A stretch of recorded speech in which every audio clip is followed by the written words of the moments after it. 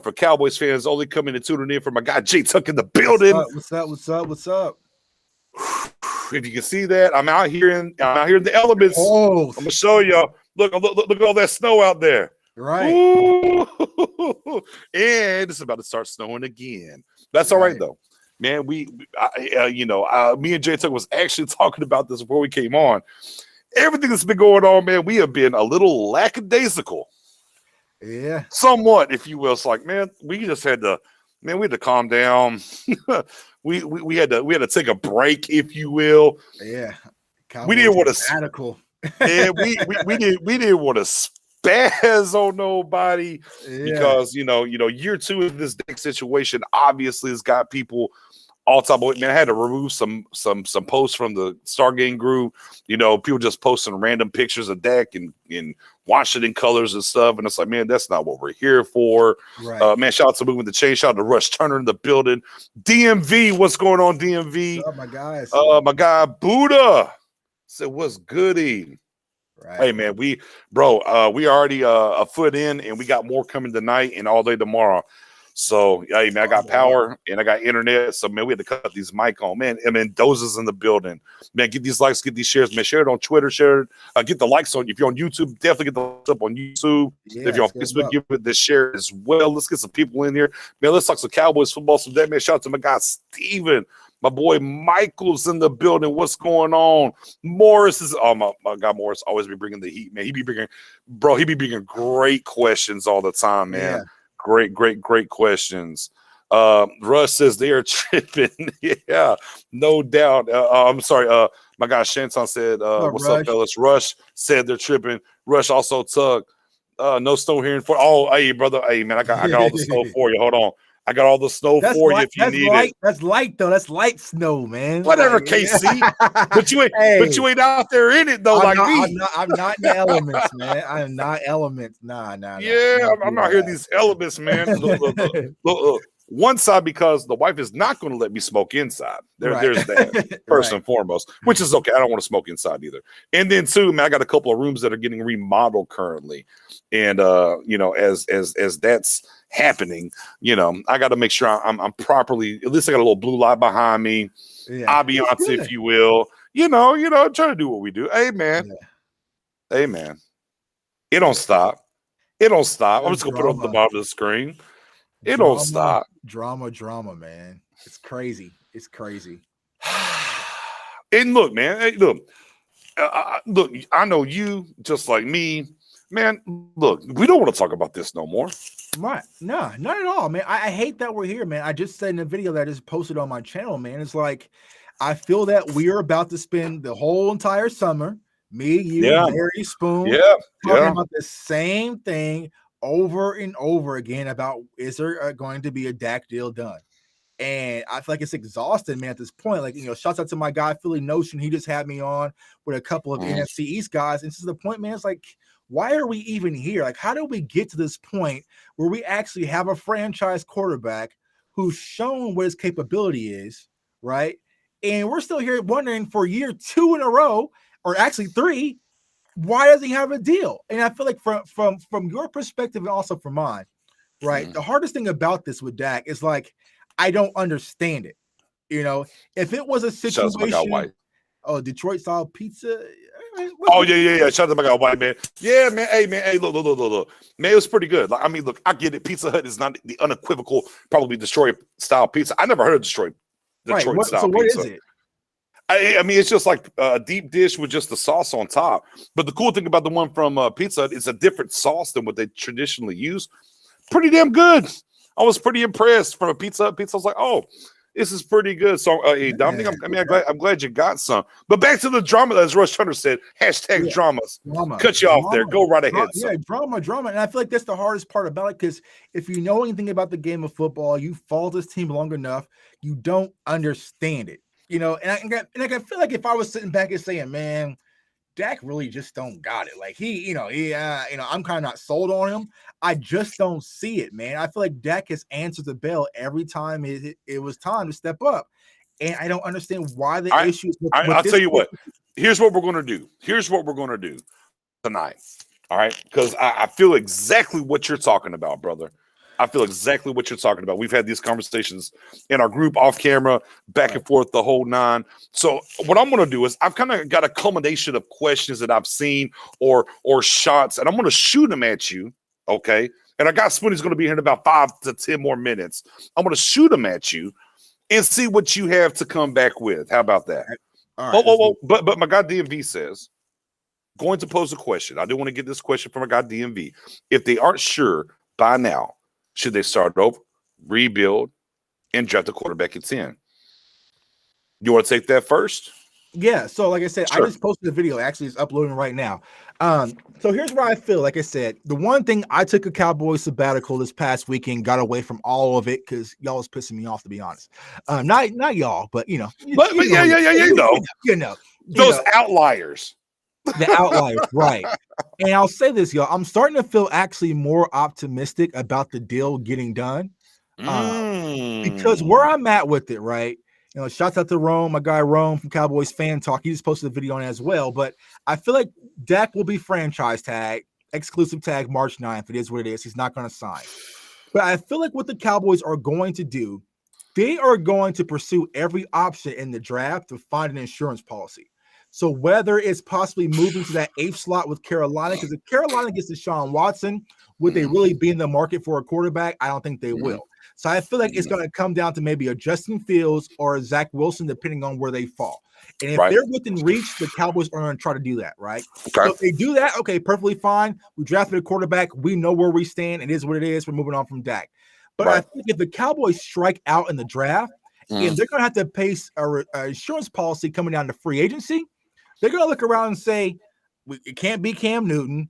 Marcus Mariota is probably going to be off the table, but that's still a no, right? Jameis Winston, like who was out there that you really bring in to be a Super Bowl caliber team? It would have to be a guy before free agency. Mitchell Trubisky is one I would circle personally. I think they could. I think they like if they're off their metal and say we're going to protect ourselves. Right. I think it would be a Mitchell Trubisky type, and then we got to worry.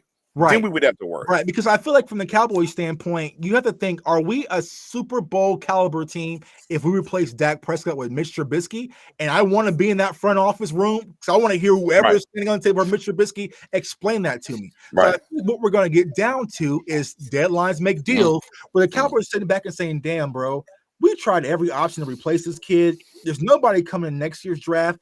We don't have any other options. No. Let's just get the deal done. Right. And you see like mid-June-ish where you start to see things pick up where it's like, all right, we're starting to get to the meats and potatoes of this deal actually getting done. And I feel like they're going to have to cave because there's no other options. Right. You know, and I'm going to go off of DMV's question. He said, if they aren't sure by now, what should they do? Right. So he says, start over, rebuild, draft a quarterback. Right. If they're not sure.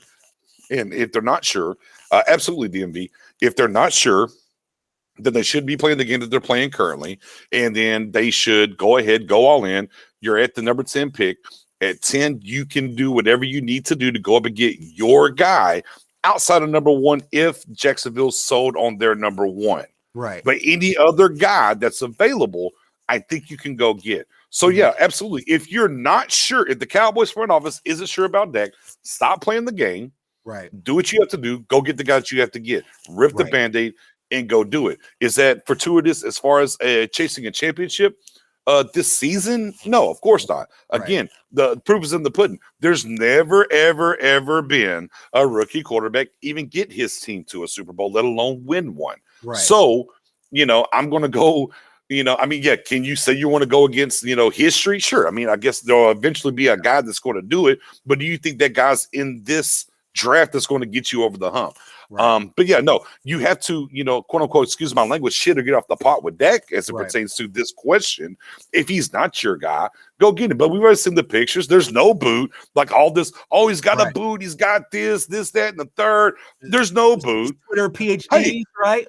Bro, he's on. I saw the picture where someone like highlighted Dak's ankle and like, bro, if you play sports, I play sports, you play sports. If someone's looking at my ankles right now, you would think that something's wrong with me. Like I'm on some Forrest Gump type stuff. As many times as my ankles have been swole, twisted, bruised.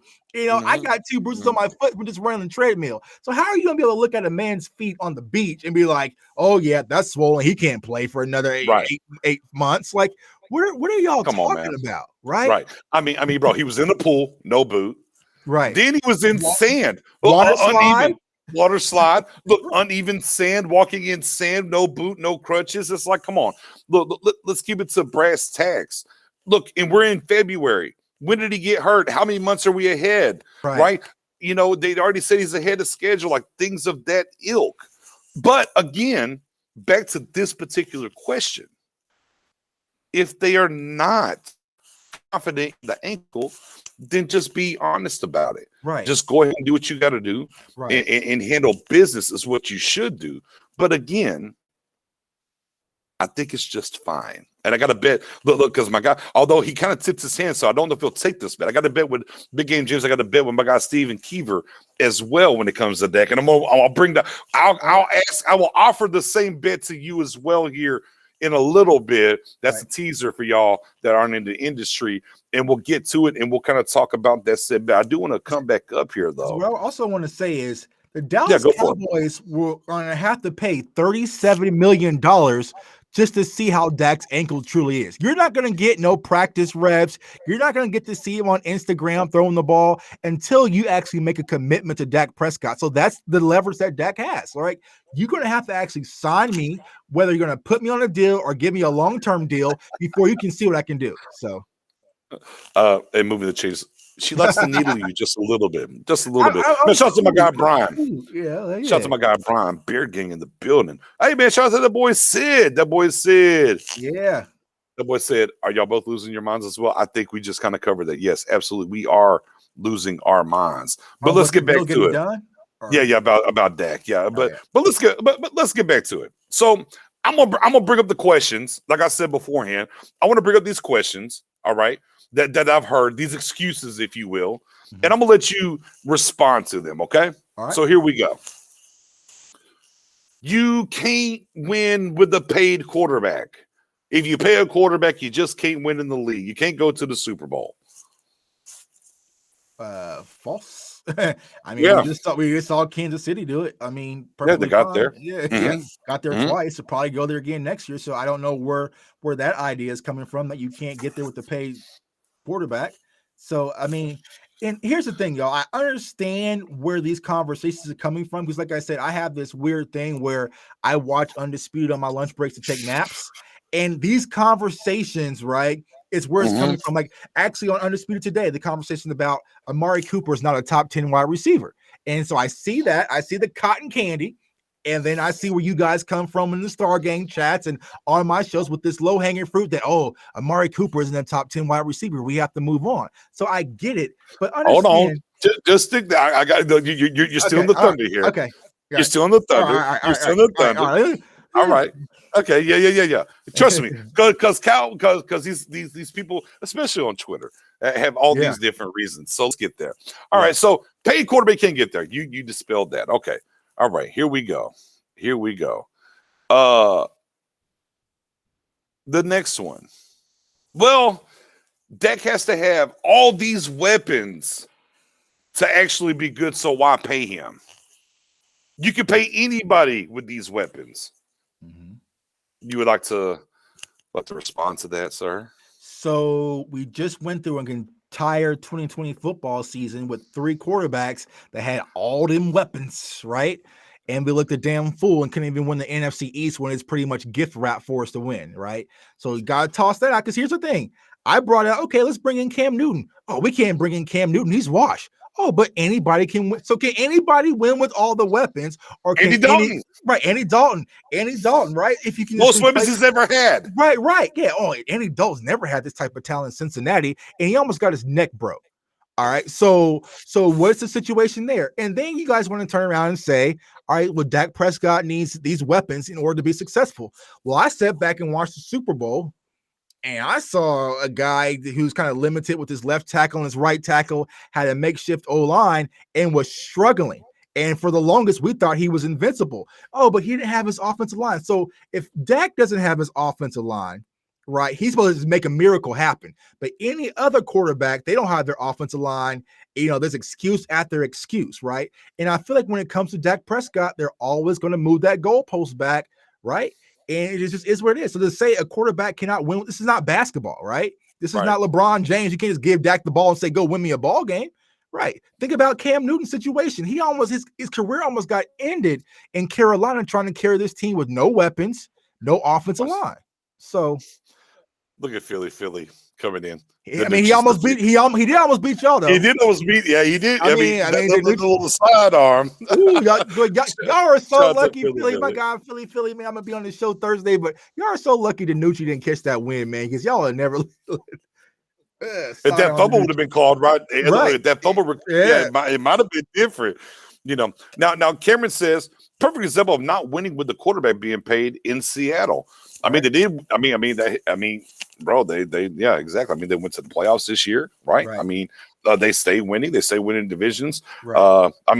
There's a quarterback that's paid up there in Green Bay, 26-6.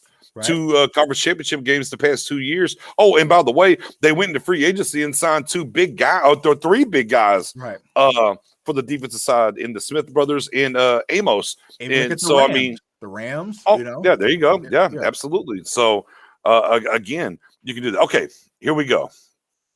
But before we go, I feel like where a lot of people get that idea from is from New England and Tom Brady.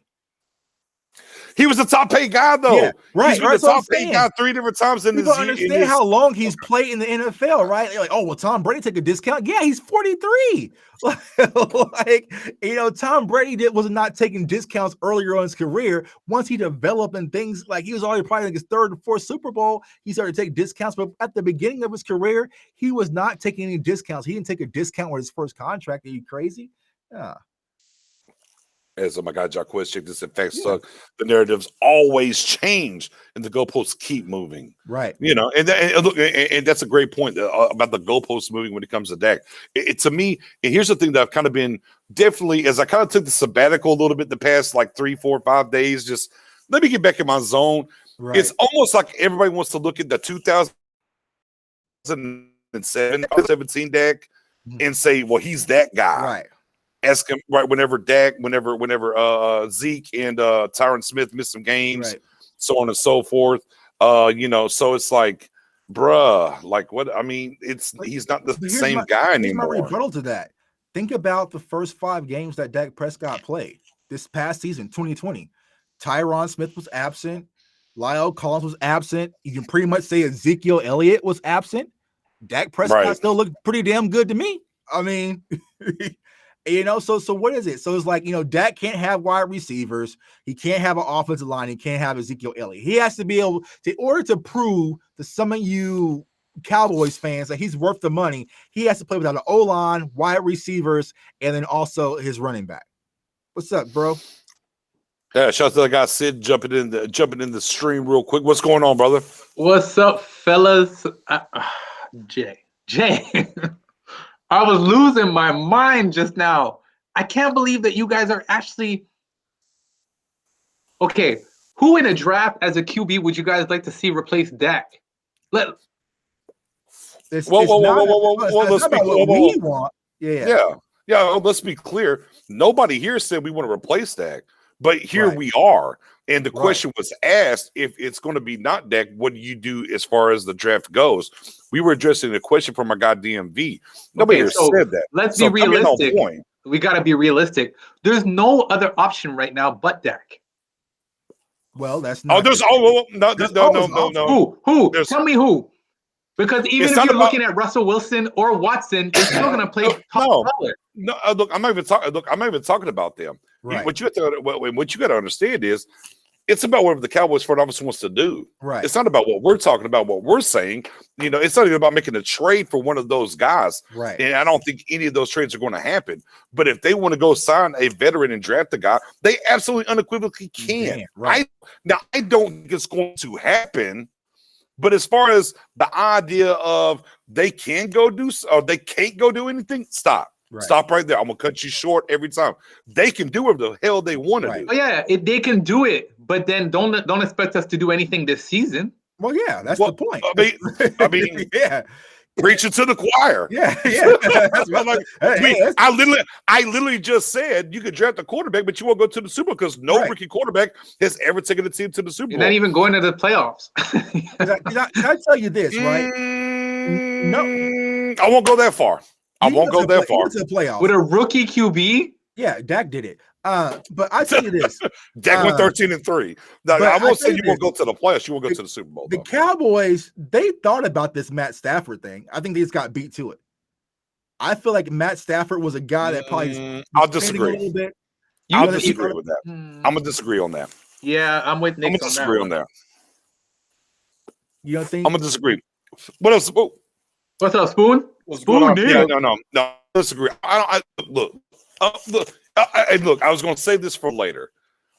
Here's where I'm at. And here's the bet I got out there with my guy Big Game James and with my guy Steven Keever. Here's my bet, and I'm willing to take it from any of y'all on the panel. I'll put up $50 that Dak will have a long-term contract before July. Oh, okay. Before the deadline of July. There's no sense in me betting with you. I'm going to lose. I mean, I'm with you. I mean. Before July, before the deadline ties in and you can't negotiate, and he plays on the Tiger, he doesn't play. I am willing to bet $50. You know what? For you, but you know what? But for you, sir, for you, I don't want you just to break even. I'll let you double up. I'll bet 100 with you if you want it. Well, I don't want this bet because I'm kind of I agree with. Oh, okay. That's because, like I said, I feel like there's people out there that don't. I got two bets already. I feel like things are going to pick up in June as we get closer to camp and OTAs and everything. Like they're going to look around and say, you know what, we don't have any other option. Like we have to do this because if not, we're going to lose our quarterback. And I don't see Dak Prescott and Todd France wanting to play under a franchise tag for another full season. Right. And so, the power in the locker room as well. I feel like they're going to get to a point. They're going to try. The Cowboys are going to try to find different options, maybe play the leverage game, but I feel like they're going to strike out and be, Buddha, absolutely. Inbox me. You want a $50 bet on this? I got you. Cosign. Okay, wait. I have a question for you guys, though, on the whole Dak topic. What's up with Dak on Washington's Instagram? Bro, that's so. Hey, man, you got to catch up. You're going to be on here, man. We done been through, covered that. There's things that happen. I'm too little late. I apologize. Okay. Well, no. This is like last week's shit. But I'll tell you what. To catch everybody up real quick. So we're all on the same playing field. It first started. Shout out to the guy Spoonie, the first one to kind of break it to us. Even that Stephen Jones' grandson accidentally hit. There was an Instagram post said keep or let go. He clicked let go. He ended up in the DM saying, hey, my bad, take it down, yada, yada. That happened. Then the Cowboys social media staff did the 2021 hype video. Dak was omitted from it. Then Tad showed up with the thinking emoji like, oh, he's not here. Then all of a sudden, Dak followed the Washington football team, and then a few hours later unfollowed him, and here we are. Right. Much ado about nothing. Just things are happening in general. But I want to do this bet, though. You want what? What? I want to get on this bet because I'm. Yeah. I got my own month. Let me tell you something. I'm gonna get all this money, all the wings. No. I need a simple. Let me make sure I'm clear. Right. Dak will have a long-term contract before the tag deadline in July. $50. I know it's before. What? Yeah, I'm saying. Yeah, I mean, or the day of. It doesn't matter. Right. Before the deadline comes and goes. He'll have a long-term deal, $50. Yes or no? Well, I say he's gonna get paid in March. Well, okay. Well, you're agreeing with me. I'm before because I'm gonna tell you right now. You're agreeing with me. Well, moving the chain. She had a very nice article. Fire article. Oh yeah, she had a fire article moving the chain, and I got more information than any other Dallas writer. And here's the key thing. The part there where she put in there, she said that Jerry Jones might be taking over the contract situation because Stephen Jones and Todd France are at odds. I am betting in March, he's going to get paid. Jerry to save the day, man. I hope Jerry's going to be the one to step and go, son, daddy's here. But just from a cap standpoint, like if you franchise tag Dak, man, go into free agency, you want to be limited. You won't be able to fix this team. And so maybe I'm crazy, y'all. Maybe I'm drinking the Kool-Aid, but I feel like Dak is going to get a long-term deal. Like I feel like we're getting to the point, man, where it's just like, all right, bro, we got to stop playing this game. We've been doing this dance for so long. Like, but that's why afford to miss out on a franchise quarterback. That's why I was arguing. That's why I didn't understand why you guys were saying all that stuff earlier. Because in my mind, I'm like, this deal has to get done. Right. Well, it doesn't have to. It doesn't have to. The Cowboys have options. Logically speaking. Yeah, but you're thinking from a logical football point of view. We're the Dallas Cowboys. We don't do logic here. Yeah. All right, man. Hey, wait, Nick, just so you know, I still owe you wings from last year, and I think I know that. Jay does too. No, Jay paid already. Jay paid already. He paid his wings? Yeah, I'm just you didn't see my Super Bowl posts? No. Oh yeah. He paid me on Super Bowl day. Yeah, he got me. Okay. I still got you. I owe you some wings. My bad. I'm gonna take care of you. But with that being said, and here's the thing, guys, and here's why I came home Saturday and I was on the show with Boss and a big game, and we were talking. Look, and it became very clear to me. Very clear to me. Very, very clear to me. Man, they're going to pay him. Right. Because at the end of the day, they don't have an option. Right. And on top of that, with a hard look, either they here's the other clarity to me that let me know that they're going to pay him. Hardball, or they just don't care. Right? Dez, hardball. Right. Dak, hardball. Law, hardball. Oh, wait a minute. Byron Jones, man, we're good, fam. Right. We're good. Hitchens, hey, appreciate you. We're good. Move on. And so with the most important, position, everything else, I mean, it just is what it is at this point. Like, there's no ifs, ands, or buts about it. This deal will get done. Now here's the only caveat, right, if you will, to the deal getting done and when is it, because we already talked about, right, you can create $90 million worth of space, or 85. Right. They can create $85 million worth of space if they want to. They're not going to maximize that, but I can say, oh, they'll go clear up 50, 60 million. Right. Is it they want to show that they're going to sign some guys to get him to sign, or do they want to sign Dak and then go get some guys? I think that's the cart before the horse. I think that's where we are. Low key, like I said, I will take any $50 bet that says that Dak won't be signed to a long-term contract before was it July 15th? Yeah, I'm wide open. Yeah, bring them. Originally, I said I was probably like at 20% about the deal getting done when we had the video. Like I said, when I just dropped my video, I'm more like 60, 65 right now. I'm feeling more optimistic about it because, like you said, they're out of options. It's just like that guy who, he wants to move on from his girlfriend, but he goes to the club and finds out he's not attractive as he thought. He comes back home. It's like, you know what? I think I'm ready to settle now. And here's the other thing too. Look, they're not dumb. Right. Well. Well,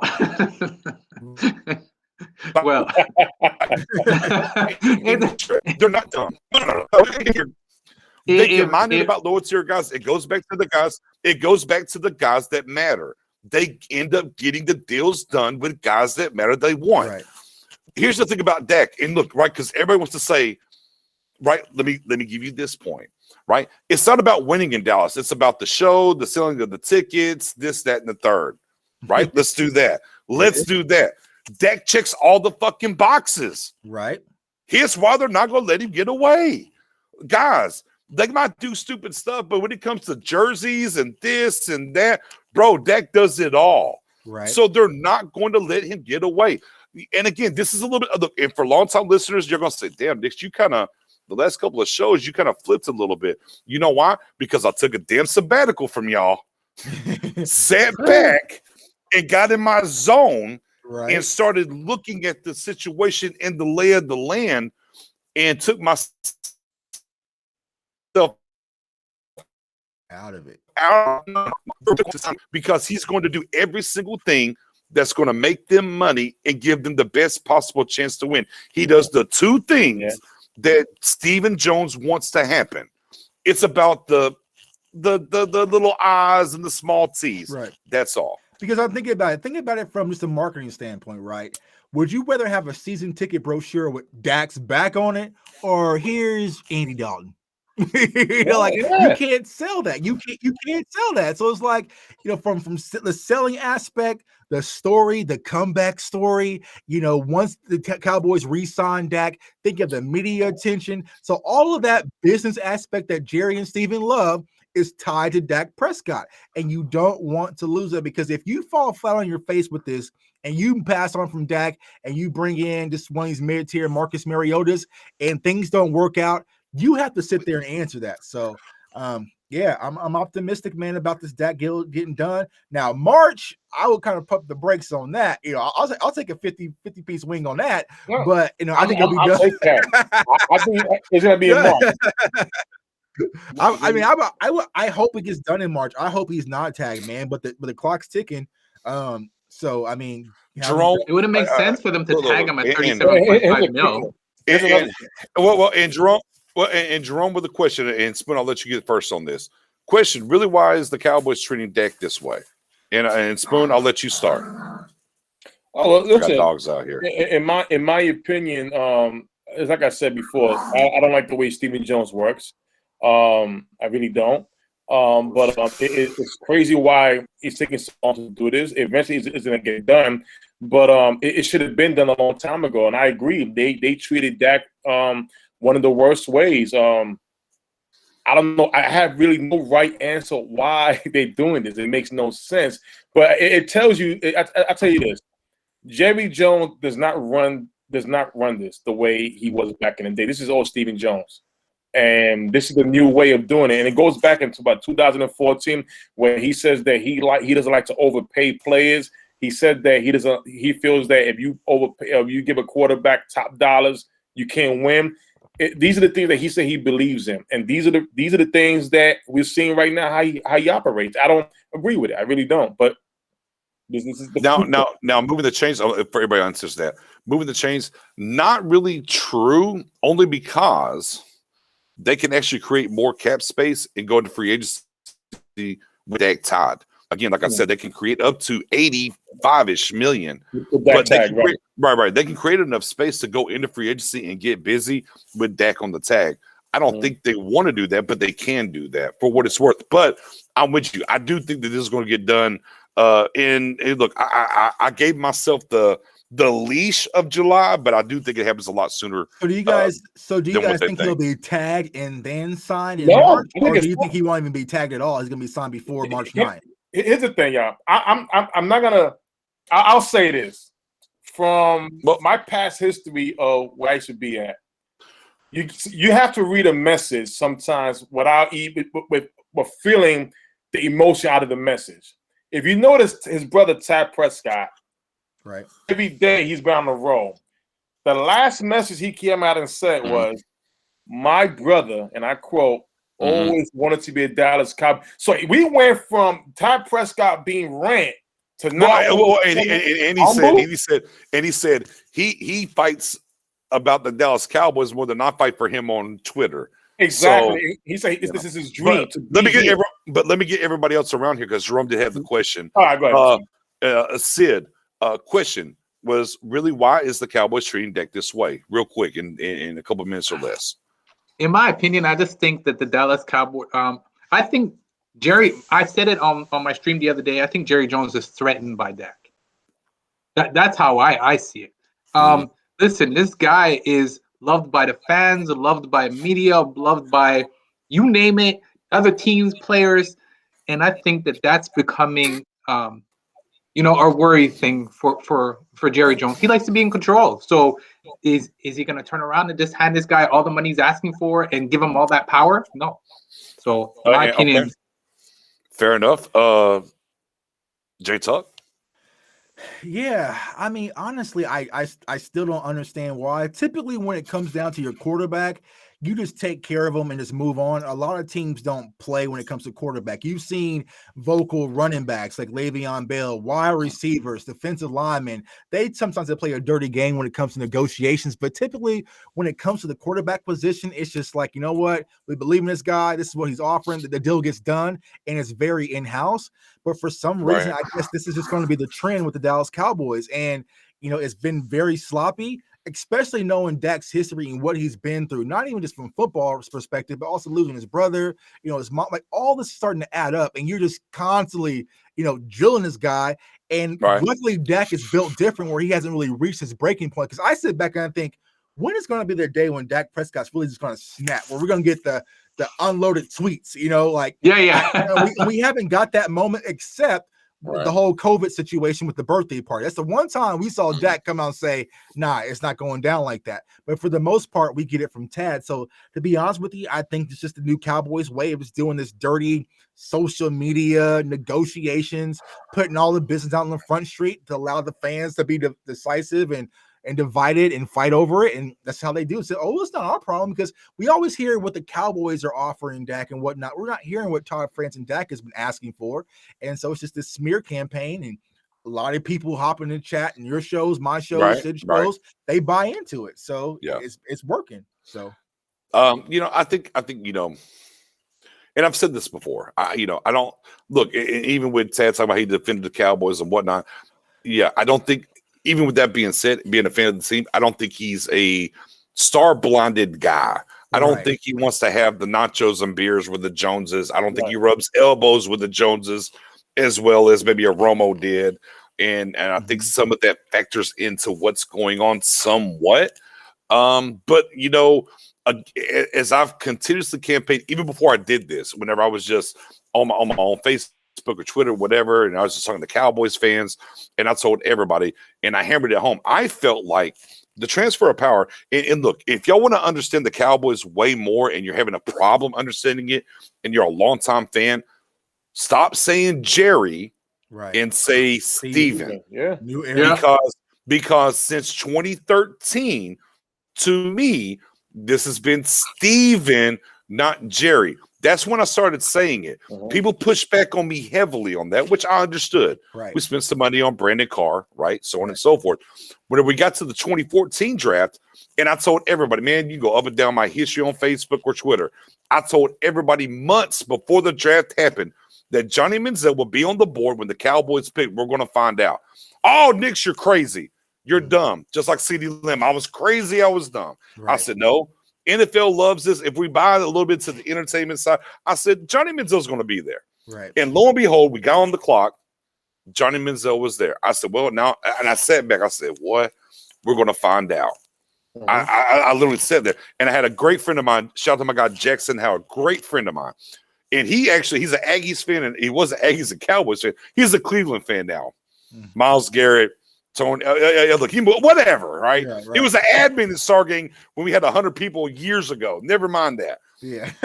He was in-house with me.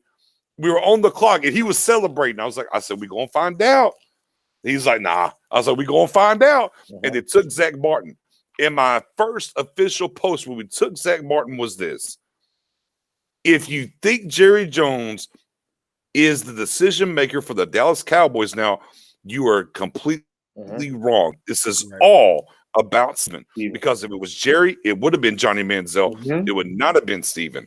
And we've transitioned from there, and we can look at how the D-Law and the Dez and the Zeke, we can look how these things have transpired, and we're doing the same thing now with Dak, which lets me know Dak's going to get signed long term. The question was, why is the Cowboys treating Dak this way? This is how they negotiate with their top tier guys underneath Stephen Jones, Jerome. Unfortunately, it should not happen with your quarterback. All the other positions you can do this with. This is a learning lesson for Stephen to not do this with the quarterback. And back to Jay Tuck's point, we are very lucky that Dak is the guy he is, and he isn't going to get them tweets off that he's waiting for and everything, because Dak is built differently. And this is why at the end of the day, this is going to work out, and this is what's going to happen. So that's your answer as to why it's about Steven. Stop talking about Jerry. This is about Steven. Jerry gets a spot on the radio. He gets to talk. But look, when J.J. Watt got released in the building, Jerry gets excited about this, but nobody else cares. And now you hear today, J.J. Watt wants to go to Cleveland. That lets you know the power that Jerry has currently. Right. Literally, the source said this gets Jerry excited, but nobody else cares. And who wins? Everybody else other than Jerry. I'm going to stay on that and down that hill till y'all understand me. But with that being said, man, give it a like on YouTube. I'm Team Charlotte. I need Charlotte, John. Oh, well, hey, a woman. hey, we'll talk about that another day, but I'm with you. Give it a share on Twitter. Give it a share on Facebook. Likes, shares, the whole nine. Build it up. Yeah. Let's get to the next question, though, because I see a lot of comments coming in. Let me scroll back. BJ, I just want to mention one thing that you mentioned earlier that I wanted to comment on. You said that should Jerry Jones sign Dak before signing other people, or go get other people and then sign Dak? Steven, not Jerry, but go ahead. Okay, Steven, sorry. Mm-hmm. Now, I think we need to, and please, Jay, jump in. We need to sign Dak before we go and sign anybody else, because we made that mistake when we signed Zeke before Dak. We always seem to go and sign other people before we take care of who we need to take care of. So I just think that would be a huge mistake. I think we just need to take care of Dak first and then go take care of all the other stuff after. Well, I want to give my guy Spoon a heart attack, but he already knows who I said getting signed before Dak. Oh, who? I had a long day, Chuck. I don't want to listen. Who's going to get signed before Dak? Sorry? Oh. Number 25 will not be signed before Dak. No. Aren't you starting to see his name circle a little bit? I don't know why. I'll tell you how aware Cowboys fans are what's going on. Right? Hey, shout out to Pitts game. Let's go, Tootie. Hey, we lost. Let's go. Pitts gang in the building. Let's go. I took a break off like you, Knicks, man. I came back to Twitter, man. They're like, bro, this Pitts thing is out of control. I'm like, yeah, this train, it's rolling. I gotta say this. I gotta say this. You know, and this is the thing. A lot of folks in the beginning, there was like, Pitts the tight end. He's a tight end. No, look at the player. If you go to like, I know people look at the draft and look at the big board. Look at the big board. Don't look at the position. Look at the big board. Right. He is ranked in different big boards. Number 2 in Walter. I think in Draft Tech he's ranked number 7. A lot of other ones, number 5. So when you see a player like that go in number 10, do not look at the position tight end. Look what the man is doing. And now he's making it harder for everybody in front of the Cowboys to pass him up. Now, if somebody just take him, somebody's going to fall in our laps. But this guy here is a monster. And listen, I stopped arguing a long time ago, and I always say you should never go draft needs in the first round. You address that need in free agency. Go with BPA. We learned that last year with CeeDee Lamb. We learned it in '98 when we took Greg Ellis over Randy Moss. Right. I mean, let's just keep it real. This guy here is a monster. There's nothing going on with the tackle spot that you gotta take for Sean Slater. Right. If they make that choice, I'm cool with it. Right. But I'm sorry, Pitts is just nasty. That train, y'all. We got tickets. Come on, the tickets are getting sold out, man. Tampa Bay and the Chiefs. Okay, so wait, you guys. I just want to get this straight. You guys are going for best player available, right? Yeah, absolutely. Okay. BPA. Yeah. Listen, there's not a position that we need that is right. It's not number 10. I'm sorry. I don't know. I mean, for Sean Slater to tackle, yeah, I'll be cool with taking him if they decide that. I'm cool with that, but I'm not. I'm sorry. Right. That's a no-brainer for me. No brainer. That's a no-brainer. For me, currently right now, Pitts 1, the Joker number 2. That's where I'm at. I got Pitts 1, but Sean Slater number 2. And man, no, there's. I'll go get you a tackle later. I'm good. I'm kosher. I'm a hella kosher. I'm a hella kosher. No, the Dame guy will be there. Nix, how many people have wrote you about your bet? Because I saw a lot of people willing to take that bet. Your inbox is full. Hey man, my money's long. I'm good. Yeah, my money's long. I'm good. I'm hella good. Yeah, you feel me? I'm hella good. I like most people. All you got to do is inbox me and say you want it. I'm good over here. Yeah. Hey, BJ, if Penei Sewell, I like what Hall just said. Penei Sewell will drop. Right. At year 10, and you got picked. What are you doing? Let me ask y'all this though, about the Lyle Collins news. Any concerns there? Because I've been concerned about Lyle for a while because I haven't heard much about his recovery. I mean, is it he doesn't like football all of a sudden? Is it? I mean, he's doing tape and showing. I mean, what are we talking about? I mean, it depends on what aspect, right, Tuck? Right. I mean, do you think it's he doesn't like football anymore? What do you think, Tuck? I'm gonna take your question, give it back to you, Greg. Bruh, look out here. Look at this damn snow. I hate it, bro. I hate it out here. And it's going to be snowing hella bad tomorrow. Do you want me to show you snow? Do you want me to show you snow? We're not built like Canada, sir. We're in Texas. we got 25 centimeters of snow today. 25. Hey, we use inches here in the States. I'm sorry. I don't know what's I'm in New York. We clearing up so far, so I'm not. But go ahead. But low key, like, what do you think? What do you think the agent came out and did? I don't think that is Lyle doesn't like football per se. I think that's a reach. I just wonder how committed is he to the game? Because we went through the whole situation last year, him coming out of shape, having different things. Now you have the recovery from the hip injury, hip surgery, and so how determined is he really to get back and fighting through his recovery to really get back at a high level? Because I think if Lyle takes a slight back, then that really does leave a damper when it comes to our offensive line, especially at that right tackle position, because we saw how critical that was. So, that's one of my concerns is if we're going to take a tackle, where do we stand where it comes to Lyle Collins? And we haven't seen much about his recovery until last week. So, if a Slater is available, then it really intrigues my interest about possibly bringing him in, because I'm not sure where we stand with Lyle. And I think makes sense.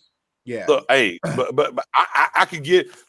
I'm gonna disagree with my guy White. And look, my guy Dominic White is a great guy. Does great draft coverage. He's ahead of the curve. Make sure he's over here in the Sargang group with us, posting all the time. Make sure you come check him out. I think I get my guy Liam from Notre Dame though. I think I get Liam in Notre Dame in the second round. Dominic, I'm being honest with you. I think I can get him. So I'm kind of kosher with Liam from Notre Dame. I know you'll kind of respond back to that. Look, and I love Slater. Short arms. I love what he does. I'm with you. I love what he does. However, I just look at this team and look. Let's go over the history, guys. And look, if you don't believe me, you may go look. Hey, teams that have been very great in the Super Bowl and whatever. How many first round draft picks do they have on their offensive line? Because everybody wants to use this. Where do you draft somebody? What do you do in all this? Man, go look and see how many first round draft picks are on these offensive lines out here, guys. Right. You got to go find guys. And for me, I need impact. Right. Look, I think Pitts, right? And I think the Joker are impacts at 10. Right. I love Slater's game. Absolutely. I do love him. I don't know how much impact he's going to bring to this team. I'm sorry. It is what it is. My concern about Slater, if everyone does come back healthy, where do you plug them in at? And I feel like it's going to have to be at left guard, maybe, and move on from Connor Williams, because I feel like if you move on from Connor, right. So now I'm with you guys with that. I think right now I'm team Pitts or team trade back. That's kind of where I'm sitting right now. Look, hold on, and I'm with you on the trade back. Yeah, but again, we gotta have somebody. That's been my point. With all these shows, who wants to come up? So we got to get a quarterback there. Right. We got to get a quarterback to 10, and then we can move back. And if the quarterback falls to us, are we not going to be enticed to be like, well, we got our guy. So. BPA, man, BPA. That's all about. But you know what? The after this week, next week comes up, it's the combine. You're gonna have the franchise tagging. The fun begins. All the fun will begin, and I'm assuming they already know the total cap figure. They just haven't announced it officially yet, but they're gonna announce it. They're gonna announce it sometime next week, because this is the time now to get under the cap. If you got to get under the cap, because by March 17th, anybody who's over the cap will be penalized. So a lot of action is gonna happen within the next couple of weeks. So I'm excited. I don't know about you guys. But with that being said, me and Jay talked about 10 a little bit there, about which guy we're looking at and whatever the case may be. Sid, at 10, what are you pulling to 10? Where are you at 10? What player do you want? BPA, the best player available. Honestly, I haven't done my research fully yet towards the draft. I kind of wait later in to see what's going to happen. So I'm really not sure, but like you guys have said, definitely the best player available. Who do you have a top 5 or top 10 yet or no? No. Okay. No, all right. I haven't. All right. Spoony at 10. Where you at? Pitts, Slater. You see, like you guys have mentioned those guys, and I guys, you said it. I was gonna go look, and I said I gotta go do some research on these guys. But yeah, I got Pitts, Slater. I got Joke. My guy. Well, Joke is there. Xavier Collins will be too high, but those are my 3. All right, let me pivot. All right, let's say. All right, are you Parsons or Joke or the Joker? Joker.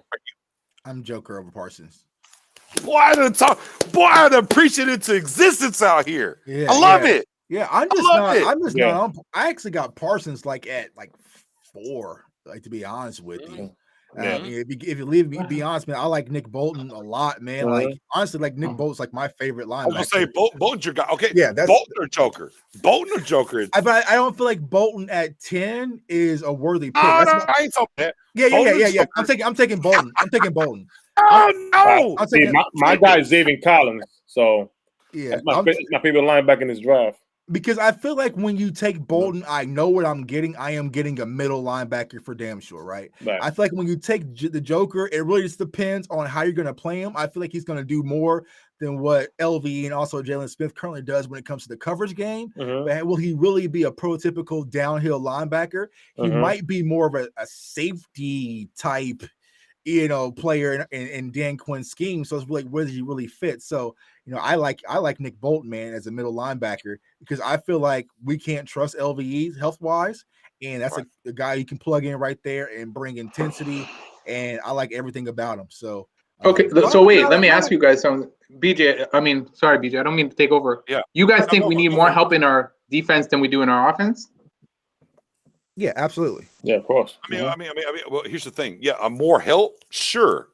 But I'm not into overdrafting a position just because I need more help. If you feel me, so I don't want to sit here and be like, okay, well, I need defense, so at 10, I'm just going to defense. Right. I'm not going to do that. No ifs, ands, or buts about it. I'm just not going to do that. And again, as I look at and we talk about these linebackers, look, I think first and foremost, let me, and I'll give my unequivocal sabbatical of this defense, if you will. I don't care about. When I say this, I care about the backside. I'm sorry, I do care, but I'm more worried about the front seven. Right. Okay. I'm trying to stop the run that we haven't been able to do even before this new coaching staff got here. I want to stop the run. So when I look at that, I look at the front seven. And when I look at the front seven and I look at 10, what helps me the most? Okay, well, there's not a deep tackle at 10. Okay, everybody says cornerback. I'm kosher at cornerback, guys. Right. I think we can get cornerbacks. I'm okay at corner. I don't think linebackers are not very deep in this draft. There's not. Right. There's bodies, but we're not deep at linebacker in this draft. So let's talk about that. So Parsons, Joker. Look, everybody last year was all about Isaiah. Right. Who was is he a safety, slot, linebacker? Even though he was even bigger than Joker a little bit. Right. And then he went over there to Arizona. Early year, not so much. Later in the year, really turned it on and figured it out. Again, in this league, I'd rather be ahead of the curve than late the game. Right. And Joker is being ahead of the curve understanding the Pat Whites, the Levante Davids, if we're going to be copycats. Look, go over there to the Colts, right? In what's my guy? The middle linebacker, Darius Leonard, right? Over there as the linebacker there in Indianapolis. I want that guy because he played the line, he played linebacker, he played slot. And I look at the Joker's tape. Oh, you got me? Get off. I'm gone. Oh, I need to press and get on a slot guy. I'm good. Like he's a defensive weapon. Again, we passed on the Honey Badger because he wasn't a quote unquote fit. But he's a weapon. Joker is a weapon. He's not just a linebacker. He's a weapon. Right. It's a lot of things you can do with him at linebacker. I just don't want a guy that's going to be like, again, I'm looking at Jalen. I'm looking at LVE. What does the Parsons do here? What does the Bolton do here with them? What do they do with those guys that are going to unequivocally be here? What does the Joker give me with those two guys that they don't do? And look, and I like Bolton. And I do like Bolton. And look, and to a certain extent, I do like Parsons. I don't know about the whatever he was doing or whatever. I don't know about all that. But at the end of the day, I like what Joker brings, and I think over the top, there's a lot we could do with him with the linebackers that we have here. Because I'm thinking about the linebackers on this team. If we're going to add a linebacker, they got to do something better than anybody else. Right. And to me, Joker gives you that. So if we have to go defense at 10, if they're saying, know what, we're saying this defense has to get fixed. We're going defense at 10. To give me Joker over the cornerbacks, because I could get a cornerback in at was it 44 or 46 or whatever. I was going to ask you, where do you think that this idea the Cowboys must take a corner at 10 is coming from? Like, where is that? Because they're that's a great question, Tuck. What do you? To me, it's because we got a lot of guys on free agent. Right. They're not right. Lewis isn't here. Cheetah Bay's gone. Possibly. Right. I mean, they're not under contract. Right. So, and they think, and they're trying to do the line and look at everything and say, what's the best defense of guys? The Cowboys have to go defense at 10. Right. And they think that's like cornerback is the position. Yeah. But hey, what did you say about these cornerbacks in last year's draft? What did you say, J Tuck? Would they be number 10 picks? No, not at all. Not at all. And that's what I was saying, because I feel like if you're a Cowboys fan and you're feeling you're addressing the secondary, then why aren't people saying we should reach for a safety at 10? Like, I feel like that. No, I'm just saying. I feel like if we're going to reach, I feel like if we're going to reach for a secondary position, the safety is more important than the actual cornerback position. Yeah, currently with everything established. But it's like, you're not going to reach for a safety at 10. So why are we reaching for cornerbacks at 10? Because it's just like, can you really say that Surtain is a much better prospect for our team than Grant or Washington or Moore? Like, so it's like, why are we reaching so heavily for a cornerback at 10 when there really isn't that much of a separation? But yeah, I kind of feel what you're saying when it comes to the joke.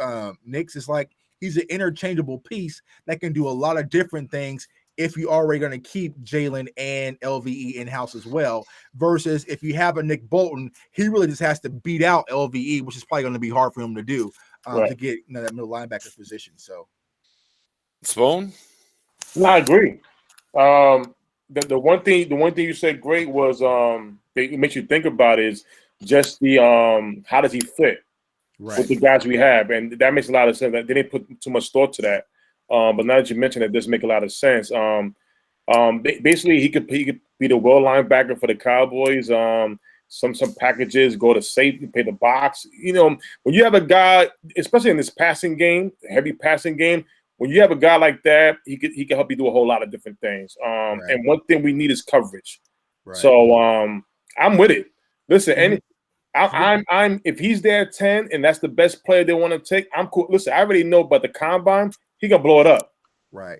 He's gonna blow it up. We're gonna need a will too. So it's like we're gonna need someone to fill in the weak side linebacker position. So it's like, he does add depth. So I could see linebacker being an area of focus. But hey, let me throw this at y'all real quick.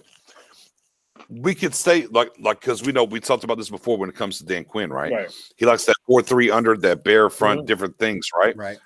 Imagine if you added Joker to it. I got so much about a corner, a slot corner. I could slide Joker over there with this front to make sure we handle the run and let him press and get off in this cover 3 scheme and everything, because he has the ability to do that with whoever you put in the slot. Again, I think Joker, and again, we go back to Dan Quinn and the linebacker that he drafted over there in Atlanta, right? Kind of have the same build and do the same things, except the Joker, all measurables in his college tape, is better than the kid in Atlanta, Loki and Deion Jones. So I think he makes a ton of sense for this defense and what you're able to do and get loose. Maybe I'm crazy though. I don't know. Okay, let me ask you something. I feel you because you got to think about it. Jalen's probably going to play the Sam, LVE at the middle linebacker, and Sean Lee still ain't made no announcement.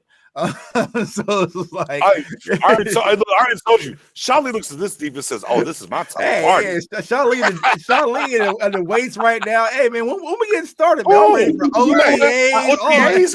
What's going on? Yeah, this right here. I love this shit. Yeah. You know what? I appreciate Sean Lee. I respect General Lee, man. Yeah, because you know what it is? He has coached up these guys and he knows his role. Right. And that's the main thing. And that's as long as you have a veteran guy like that, you will always keep your guys settled right. Yeah, Dominic is right with that. Right. So if you make your secondary much better. Hey man, the chicken came before the egg, man.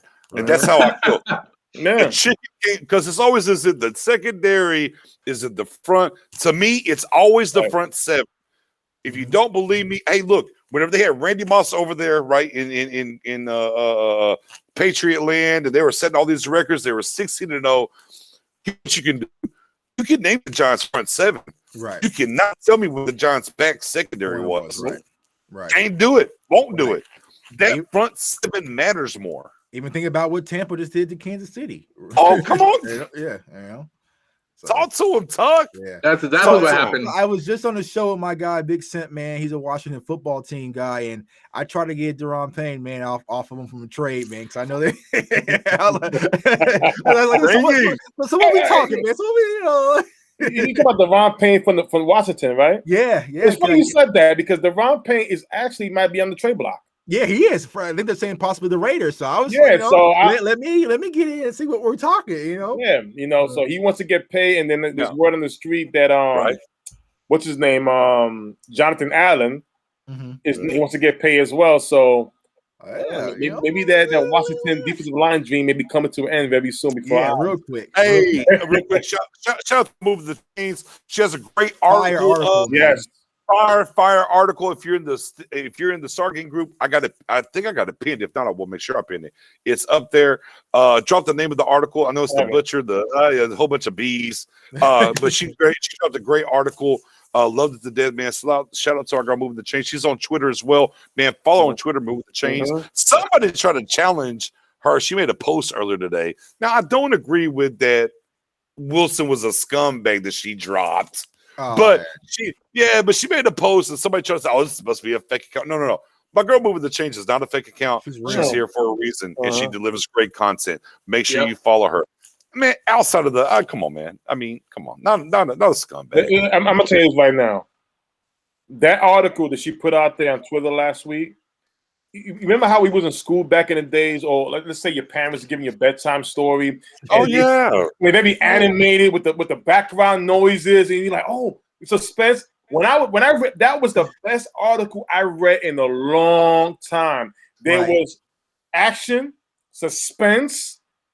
It made you feel different about maybe how the Cowboys may attack this going forward. And one of my favorite parts. When she put an article, and I don't want to spoil it for everybody, but it was just too. Go read the article. Yeah. Amazing article. Jerry's gonna take over the negotiation and said why. And there was other things that Todd France did that I was like, really? Oh snap! So I encourage everybody. I got the article. I posted in the group. It was my favorite article I've ever read in a long time. If you seen the movie Endgame, man, when Jerry Jones takes over the deal, man, that's like that last time. When you see, Black Panther and everybody walk up, and it's that's how I felt, man. Like Jerry Jones is gonna step in and save the day, man. So we got a question here from a guy Morris that said, if his false was to 10 at the draft, would you consider trading Gallup to see what we can get? Sid? No. Okay. No. I want to keep Gallup. Spoon? All right, Spoon. Are you looking to trade Gallup? 4th to 10. Would you consider trading Gallup? No. Listen. All right. Pitch is there, but nasty offense. Offense. Would I consider? Yes, but it really depends on what Michael Gallup's mindset is and where they really are with the negotiations with him. So if he's starting to peek around wanting a deal now, this offseason early, then yeah, I would consider it. But I would like to see fully loaded, cocked and loaded offense with Pitts, Gallup, CD, Cooper, Dak, Zeke, the whole gauntlet, and just let it rip for this year. And then if we have to move on from Gallup next year, then I wouldn't be opposed to that. Be it. You see the I see. I think for me, at the end of the day, as being the CEO of the CEO, aka the Scorched Earth offense, I want all the weapons. I'm trying to load up for a 1 year run. And I want to go get this thing done and go win everything and get number 6, and then we figure out after the season. With that being said, we have to look at it this way. Gallup is going to get us at least a third and a compensatory pick. So any offer has to be higher than a third. Right. So to me, it's not really about the pick, because I don't think anybody's going to come and say, we'll give you a second or a first. I just, call me crazy. Right. I just don't think. And low key, I don't know if I trade Gallup for a second. And we got to talk about and back to Tuck's point, we have to talk about what is Gallup talking about coming back and signing with this team. Right. So a first round pick, my ear gets peaked. Right. If I can get a player, and shout out to Tuck, right? There's a particular player for the Jets. Spoonie talks about him as well. Yeah. If the Jets call me and say, hey, we'll give you Quentin Williams for Gallup. Oh yeah, I mean, then I gotta, then I gotta make, so it just, it depends on the deal.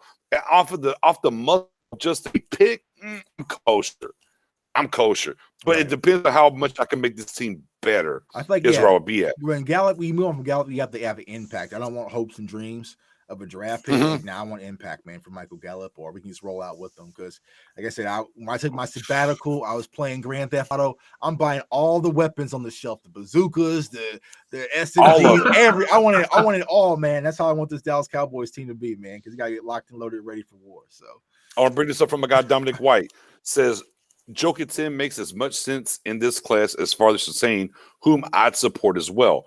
Cornerback group is deep. You better get a linebacker at about 44. And that's my point, White. I can get a cornerback at 44 and miss out on these guys. Right. Can I get look, take my flavor off. Right. I'll take Joker off of this. Say it's Parsons. Say it's Bolton even. So I'll grab my guy from Tuck. Linebacker high means more than linebacker late. Cornerback high, yeah, it's cool. I can get one late, second round, Jason Campbell, Molden from Washington. I mean, we kind of go down these names that we've talked about before, but linebacker means more. So if to me, and my standpoint has been this, if it has to be defense at 10, it better be linebacker more so than cornerback. That's how I feel. Yeah. And that's not going to change. Some of this will change throughout the process and the evaluation. There's no way in hell you can talk to me about a cornerback at 10 over linebacker. Now, can we find a defensive tackle to fly up the board at 10? I don't see it happening. I don't see it. I have a question. I always say maybe, but right now I'm with y'all. I don't see it. Barrymore at 10 is out for me. Out the door. Yeah. Go ahead. Yeah. I have a question, and I'm just thinking outside the box here. Mm-hmm. Those guys are gone. Joker's gone. Parsons is gone. Surtain is gone. Ooh, that's a heavy. Ooh. Okay, God wait. Bless. Okay. But Devonta Smith is still available. Ka-ching! Do you take him? I'm gonna take him. I'm gonna tell you why. I'm gonna take him. We don't have a receiver like him on the roster. We really don't. We don't have that real special speed game breaking guy. BPA all the way. That's just me. Now, here's the thing. If somebody calls me for a trade, and he's so Spoonie, you're going for him. I'm going for him. Listen, here's the thing. J Tuck. So if who else is left though? I'm talking about the guys, all the guys that you guys were saying. You know, the Joker, it's gone. Devonta Smith is still there. Is Pitts still there? Yeah, is Pitts still there? Is Jamar Chase still there? Like, what am I working with? Like, if no, obviously the top picks are gone. Trevor Lawrence is gone. Jamar Chase is gone. I'm talking about. Is Pitts still there? Pitts is still there. I'll take your Pitts. Pitts. Pitts all the way. Okay. Down on the hill. Yeah. Down on the hill with Pitts. Yeah. I feel like for me, to simplify it for y'all, when it comes to offense, I'm Jamar Chase. Well, actually, Jamar Chase, Pitts, Slater. That's offense right there, that spot. After that, I'm really trade back, or I'm defense. I'm dressing the linebacker position up front. If linebackers are gone, whether it's Joker, I'm still not taking Bolton at 10. I'm team trade back, and if I'm team trade back, that's when I'm starting to think about Bolton maybe, or maybe even J.C. Horn at that point. So I'm not. Listen, if anybody who is top 5 is their number, even especially Jamar Chase, if he is there at 10, I'm sorry, he's not the most popular choice, but Jamar Chase is in a different level. He's a different rocket level launcher receiver. I'm sorry. I'm just sorry. If Pitts is gone and he's there, and here's the thing: if Pitts gets drafted early, and Rashawn Slater gets drafted early, somebody's gonna fall. Right. Oh, no. I don't want Parsons though. Spoon, I will put you on the fire right here. Mm-hmm. All right, because me and Tuck already went through this fire. I will put you underneath the fire. I died on this hill. Look, I died on my hill. I'm not going to run from it. Let me drink my water. Okay, yeah, get your water. Chase and Pitts are on the board. Who you taking? Oh snap! Woo! Come on, Spoon. Woo! Damn, that's a good one. You got to pick one. Chase or Smith? Chase or Pitts? Oh. Okay. It would depend on. Okay. Obviously, for me, Chase or Pitts? I'd go for a tight end. Okay. Chase or Pitts? I really do like Chase. I really do. Now what I asked you, I said Chase or Pitts. That's what you got. What are you going with? Spoonie, you got to think, what do we need to fill? No, but Chase is a bad man. I gotta go do my research now. I'm gonna go watch some tape after this. Pitts all day. So close as Pitts. I want to say Chase, but I think I would go with Pitts. I really want Chase. Chase is a bad. Oh, they go for Chase. But see, my thing is this: Pitts. Go for it. But see, Pitts. When it comes to Pitts, he fits more. He fits more with what we had already. Right. With Chase, you just replace him in case what we do with Gallup. It's like, swap. Right, I'm gonna go with Pitts. All right. So here's the thing, right? And me and Tuck was on the show. I was on Tuck's show not too long ago, and we got to this conundrum of if that was 2. The 3 we went through all of them. We went through Chase, Waddle, Pitts. Yeah, Chase, Waddle, Pitts. And I love Waddle because you can't teach speed. I am going to die, Cowboys Nation. I am going and I'll make a case for Chase and Waddle. I'll tell you now. Like, well, you got CD on the rookie deal. Oh, hey, that guy Gallup's about to leave. You got 2 young guys on the rookie deal. You even get out of the Amari deal in a couple years. It works. Like if I'm Steven, it works. Salary cap and all this. However, I'm going to die like I died on the CD Lamb hill last year. I'm going to die on the dadgum Pitts. I don't care what wide receivers on the board. If Pitts is there, I am taking Pitts. I'm dying on the Pitts hill. The only team I'm worried about with Pitts is Carolina. I'm also for Pitts, yeah. That's the only thing I'm worried about is Carolina at number 8. These Eagles fans are starting to worry me with Chase, man. So I'm kind of getting a little nervous about that. You think we're going to be lucky like we were last year and have a good player just fall on our lap? Pitts is. Let me tell you something. Depends on the quarterback. It depends on the quarterbacks. Pitts is going to change people. Pitts is going to make people pay for not taking because of his position at tight end. Wait till the combine. Yeah, that's what's scary about Pitts, man. Once they actually get a look at this thing, they're like, man. You have Pitts, man. Listen. I think, and here's the thing. And look, and the more that we're looking at this, and this is moving along, and guys, if you got questions, man, shoot the questions out there. I'm out here in the super cold. Yeah, I'm out here. Oh man, hey, bro, I'm out here. Look, gang. Yeah. You already know. I miss her 8 hours, 6 hours. Snow be damned, man. I'm about the Cowboys. I'll talk about them. But shoot us those questions. Let's get to this a little bit, right? Let's say the 4 quarterbacks go. Let's say. Right? Let's say the 2 tackles go. Well, that's 6, right? That's 6. That's 6, guys. Yep, we still got 4. We got 4 left. Right. 8. All right. So let's say let's go to the tight end goes. Right. Let's say it does, but let's go. Let's say tight end goes. That's 7. Okay. 2 wide receivers go. 3 wide receivers. That's 9. Right. Let's just say 7. No. You just said 7 plus 3 wide receivers or 2? Oh, what we got? We got 4, 6, 7. Okay, 2, 9. 9. All right, so we're at 9. So now we're looking at Parsons and Waddle. That's that part because Pitts is gone, Chase is gone, right? The tackles are gone. You're looking at Parsons, Waddle, Joker. You got your pick of the cornerbacks. You got the pick at cornerbacks still, and tackles are gone. The tackles are gone. Both tackles. Joker's the guy. Joker's the guy. Waddle's there. Waddle's there though. Joker's the guy. I mean, I like Waddle. I do like Waddle, but I go with Joker. Go with Joker. Okay. Man, shout out to my guy Mendoza, man. But I'm a JC Horn fan, man. Like, right? I feel like so it really comes down to if I'm going to take the Joker or JC Horn when we got to the 10. Yeah, JC Horn's a good pick too. It is. You got your choice.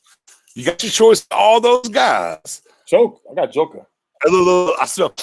Can we trade back? Nope. All the quarterbacks can't trade back. I was getting ready to jump my ass back. Quarterbacks get the coach on the phone. Hey man, what y'all? I got so between the Joker or JC Horn, man. You got you're all the way out on Parsons. I'm out on Parsons. I'm out on Parsons like from the beginning. I know. But you're out on Surtain. You're out on Farley. Yeah. Right. Waddle doesn't move you at 10. That speed don't grab you. Okay. Give me JC Horn, man. I'm gonna slap 20 on him and pretend he's Jalen Ramsey for a little bit. I agree with SoFlo. I like JC Horn, man. I do too. Dynamic, man. That's Joe he's grabby. He's very grabby. He's very grabby, he's though. Very grabby, man. He's very grabby. He's emotional. But he gives us something new. Let me ask you this. And here's what and for me, this is what I thought. And SoFlo, I'm glad you're here. And also Mendoza, who's been a Horn from the get. I want to ask you this. I ain't heard nobody else say this. I've watched this tape. I went back and look in low key. I've done this tape 2.5 times now. Mm-hmm. Okay. On Horn. Okay. And what I thought about Horn is because I watched this tape before I thought about scheme. Right. I've watched this tape about 1.5 times. I don't know if I got through a complete half the second time with the idea of the scheme we're using. Right. To me, and I'll pivot this, and I definitely want to hear Dominic. I definitely want to hear Mendoza, SoFlo as well as you guys. To me, because the thing was he was grabbing this, that, and the third. I look at the tape. I think about the scheme. If we're actually, because we didn't follow the scheme they talked about last year. Right. Even when Rashard was here, the scheme didn't happen the way we thought. Right. If we're really truly going to be this Seattle press you Bell scheme, right, man, does Horn not really look like the old man we're trying to bring here, who's lost a step in Sherman? Yeah, I can see that. I can see it being a new version of Richard Sherman. Yeah. In this scheme, and I think Dominic just posted as well. Ramsey was extremely grabby at FSU as well, man. But it's a different tenacity, a different swagger that I think Horn brings, especially his dad. It's about the scheme that you're going to, right? And the scheme that we're in. Right. I want you to be grabby within and physical up front, and then let you go. And that's why I pinpointed not only Horn but also Tyson Campbell as well, because I feel like he's going to be a physical man press corner to be able to jam. Yeah. Shameless plug. Go over there to Cowboys fans only. The Jason Campbell tape that J Tuck dropped. Fire. We love Jason Campbell here from the University of Georgia as well. Yeah. If we're go ahead, Spoon. No, I'm saying him and Sir Tay were 5-star recruits coming out. They were saying that he did want to go to Bama, but he figured going to Georgia that he'll be able to, showcase that he's basically his talents there. I like Campbell in the second round. We have to go that route. Like I said, I agree with Dominic White what he said earlier. There's too many. You got a lot of great cornerbacks depth that you could take in the second and third round. Linebackers so thin at number 10, it makes sense if you go that route. So Joke is definitely with that quiz. That question in, Joke is definitely my guy, number 10. Yeah. And here's why I'm going to disagree, because I look, I do love your boy from FSU. Yeah. I do. Love to get Samuel. However, as I've started doing as I started doing the tape versus what we should be doing the scheme, right? I don't think he's a scheme fit. Right. Unfortunately. Right. And that's why even more so I've leaned more into Horn all of a sudden, because I think Horn fits more with Dan Quinn's fits what we do. Look, we're talking about the top three, and I'm going to take him out of there. And we're talking about Surtain, and we're talking about Farley, and I'm talking about Horn. And I look at this scheme and what we're trying to do, man. Horn, I think, bro. I was, even though I was more Horn than those three, my Horn levels went up. Right. It has. I would still take Joker over Horn, but if we took Horn, man, I don't think it's a reach at all, because it's a scheme. I would love to trade back and get Horn, because I think we can. Right. But the more I've looked at Horn, and guys, and I want to tell everybody, look at Horn versus Richard Sherman's pro tape in Seattle, and look at those schemes whenever Dan Quinn was there. Right. I'm not saying it's a mirror. Right. I'm saying, you see some tendencies. Sid, what you think? Because you're gonna need that dog mentality out there. You do. And I love that bloodline. And that bloodline. Yeah, because I have some friends who play with his dad. His dad was a complete jackass. Whose dad was a complete jackass? Joe Horn. Joe Horn. Yeah. Joe Horn. Oh, Joe Horn. Yeah. He was fun. Yeah. I would like to see a guy like Horn come over. I think we need a good corner. I even touched a little bit on wanting Richard Sherman to come over. Even though he's older, I felt that Richard Sherman would be a good fit for the Dallas Cowboys, because he'd be able to teach these young guys, the experience that he has. I still think he's a good player. He still has a good couple of years in him easily. So, yeah, I would definitely like to see that. Yeah, man. I mean, at the end of the day, we did a lot of draft talk here, and got off of that. We got y'all guys good. You got about 10, 15. Where y'all at right now? Let me know. Keep cooking, man. Let's keep cooking. All right, let's keep cooking. All right. Hey, man. You know what I want to see, BJ? I want to see if once that gets signed, we got to do another 6-hour stream. Okay. Y'all already know me. Yeah, I'm a 6'8", 9, 5, 10.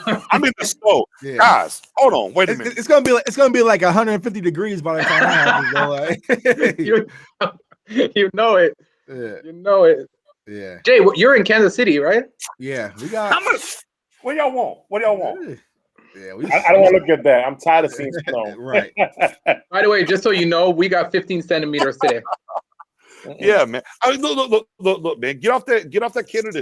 We got 15 centimeters today. Okay. How many inches is that, bro? How many inches is that? I don't know what that means. A 12 ruler, man. I haven't heard centimeters. All I know is we got 10 inches a day ago, and then we're about to get 10 more. I don't know. Yeah. But yeah, man. My hand's super cold. But sorry, Jay. You're in Kansas City. I didn't get to talk to you after. How were the fans after that Super Bowl loss? They're all right, man. They just won one last year, so they're good. So they're all right. Yeah, it's not like bro. It's not like us in Dallas. If we we go lose one, like shh. We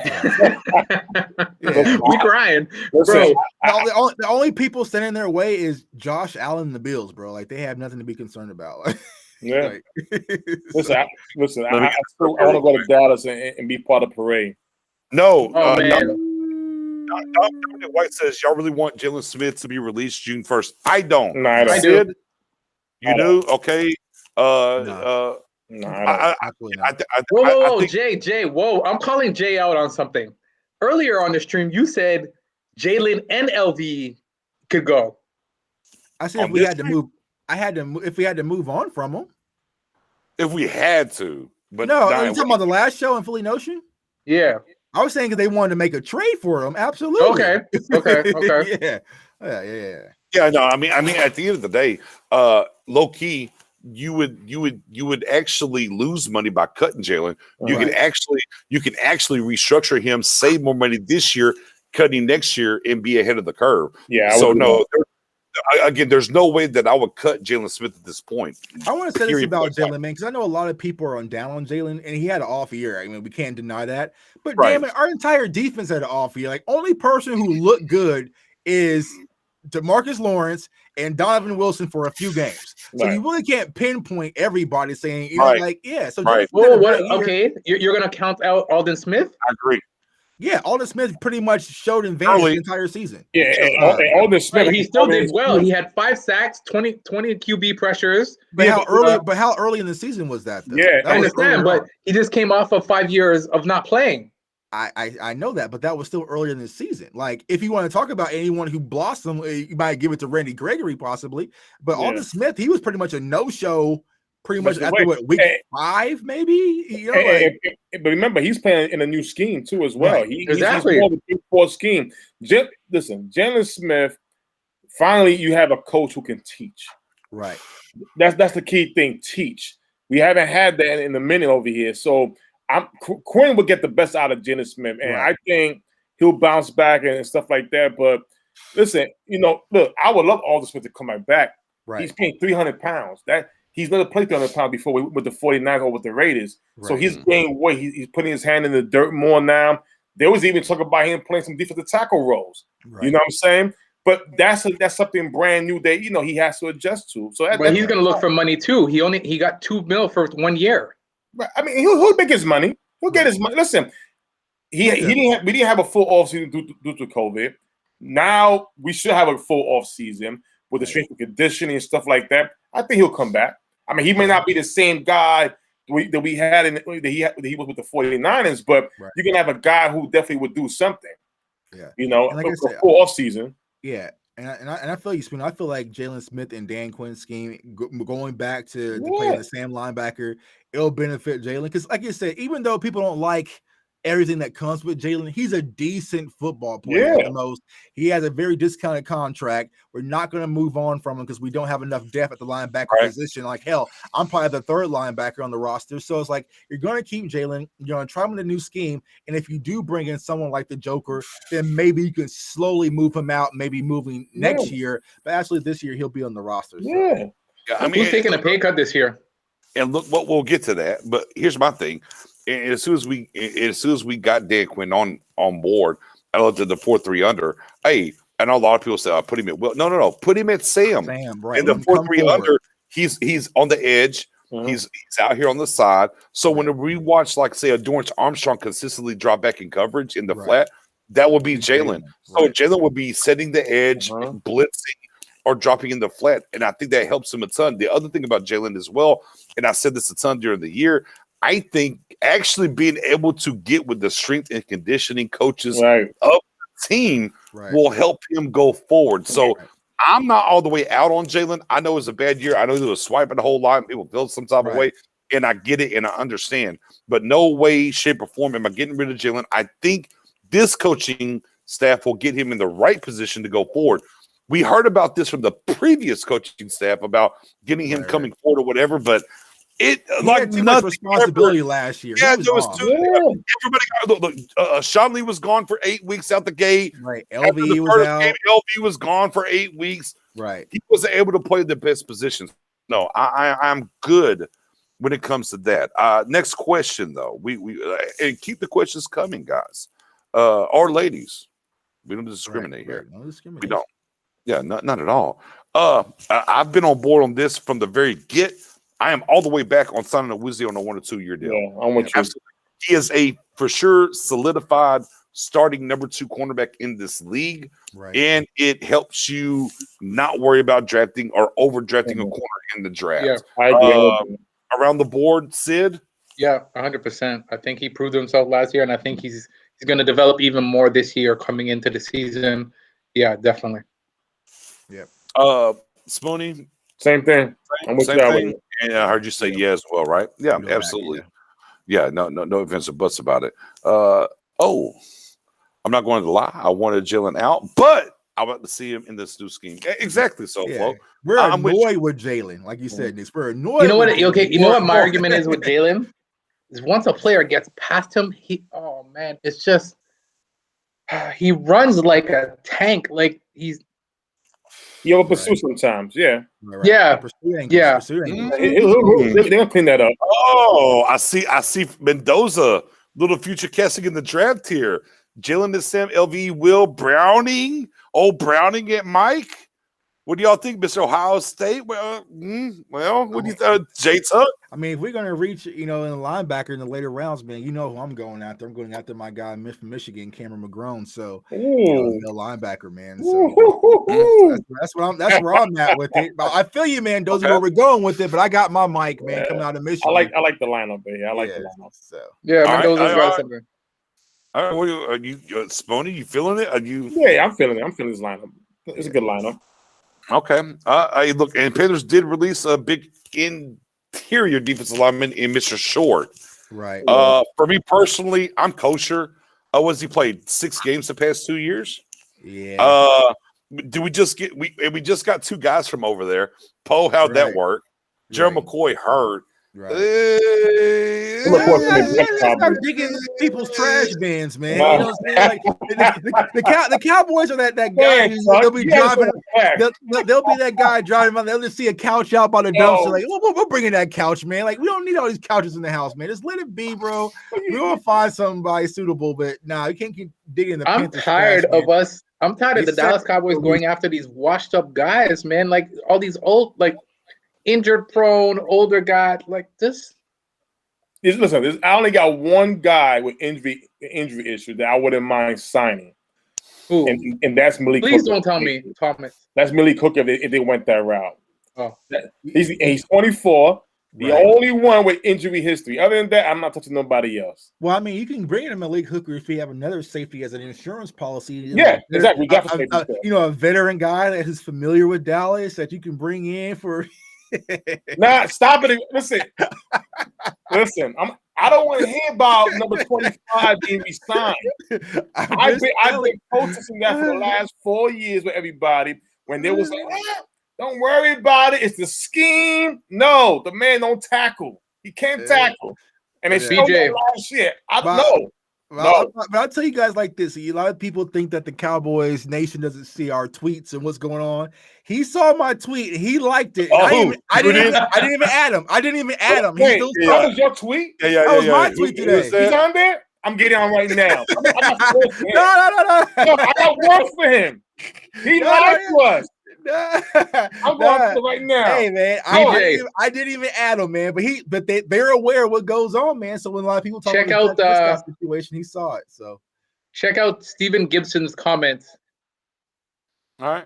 Competition at defensive tackle with Gilmore and Tristan Hill. Who you guys picking? I mean, to me, I think it's gonna be a rotation. Low key. I think they're the ultimate 3 tech.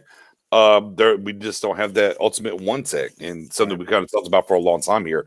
I think it's great to have both of them. I think we saw Tristan Hill do a lot of good things before he got injured the same game as Dak. Gallimore, which is the weird thing, right? Because Gallimore, they kept telling us, he's not ready yet. He's not there yet. We kept getting injuries that he had to play. That all of a sudden we're like, Gallimore's looks like he's fucking ready. Right. You know what? I'm gonna, Steven, I'm gonna be biased here. I'm gonna go for my guy Gallimore because Canadian born, So yeah, I mean, here's my thing. I think at the end of the day, for both of these guys, they're cool. They're awesome. They're not great. And let's be clear. If we look, Go ahead. But do you think that there's a lot more upside than what we saw last year for Tristan Hill? Because to be honest with you, Tristan Hill is one of the guys I got extremely excited about it. And I feel like his injury got overshadowed because it was like Dak got hurt. Same Tristan game. Hill turned ACL. Like, wait. Maybe the tears were for Tristan and not Dak. Maybe that's what it was. Hashtag save the tears. Yeah. But I like what Tristan was bringing to the team. I feel like he had some tenacity. He was actually kind of finding himself. And so if he's able to build off of that, I feel like he has another level that he can reach. But, Gallimore getting those reps, man, I feel like that was critical. So, yeah, they're going to be both in rotation. So, like Mendoza just said, I think Tristan will probably start. And then maybe, Gallimore will fill in, and then Jell McCoy. And it's really that one tech position. Do you think that we'll bring back Antoine Woods? I don't know on that. I mean, I think it's a little wait and see depending on what they do with Gerald McCoy. Mm-hmm. Here's my thing. And I think here's what I want to condition Cowboys Nation to talk about and think about is that we've ignored the defensive tackle position since Leroy Glover. Right. And I think a lot of people say, oh, well, Knicks, wait, you're crazy because we had Jay Ratliff. Well, Jay Ratliff was a 7th round pick. And shout out to Jay Ratliff and what he did from Auburn in the 3-4 undersized and whatnot. But, I mean, we really ignored it, right. since Leroy Glover. So, any kind of, the thing that we do is anytime we get a little bit of pop from the position, we always want to run like, oh, we found a guy. Oh, look at this. He did this. Even me, I'm not calling nobody out here.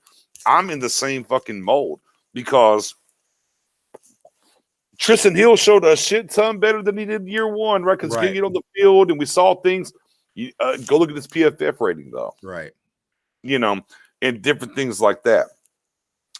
So while I think Gallimore and Hill, and look, and remember, Tristan Hill will be, and Tristan Hill will be what, 23 this year, 22, 23. He's a young guy that we drafted. Right. And Gallimore also is on the younger side, and it's good to see them grow. I mean, you can't sit here and say, oh, well, these guys are monsters. This is going to change the game. Right. It's just like, okay, cool. We might have something here. Right. Well, I don't need might have something here next to we drafted somebody here. Right. That's my point. We need see, to me, to me, that's where I'm at. Because look, like I love McNeil from South Carolina. Right. Love him. I'm sorry, not South Carolina, North Carolina State, excuse me. Right. I love him. Oh, I love his tape. Low-key might be number one on the board. Barrymore shows flashes as well. Right. But I'm not. I don't want to line up again. I'm about fixing this front seven, guys.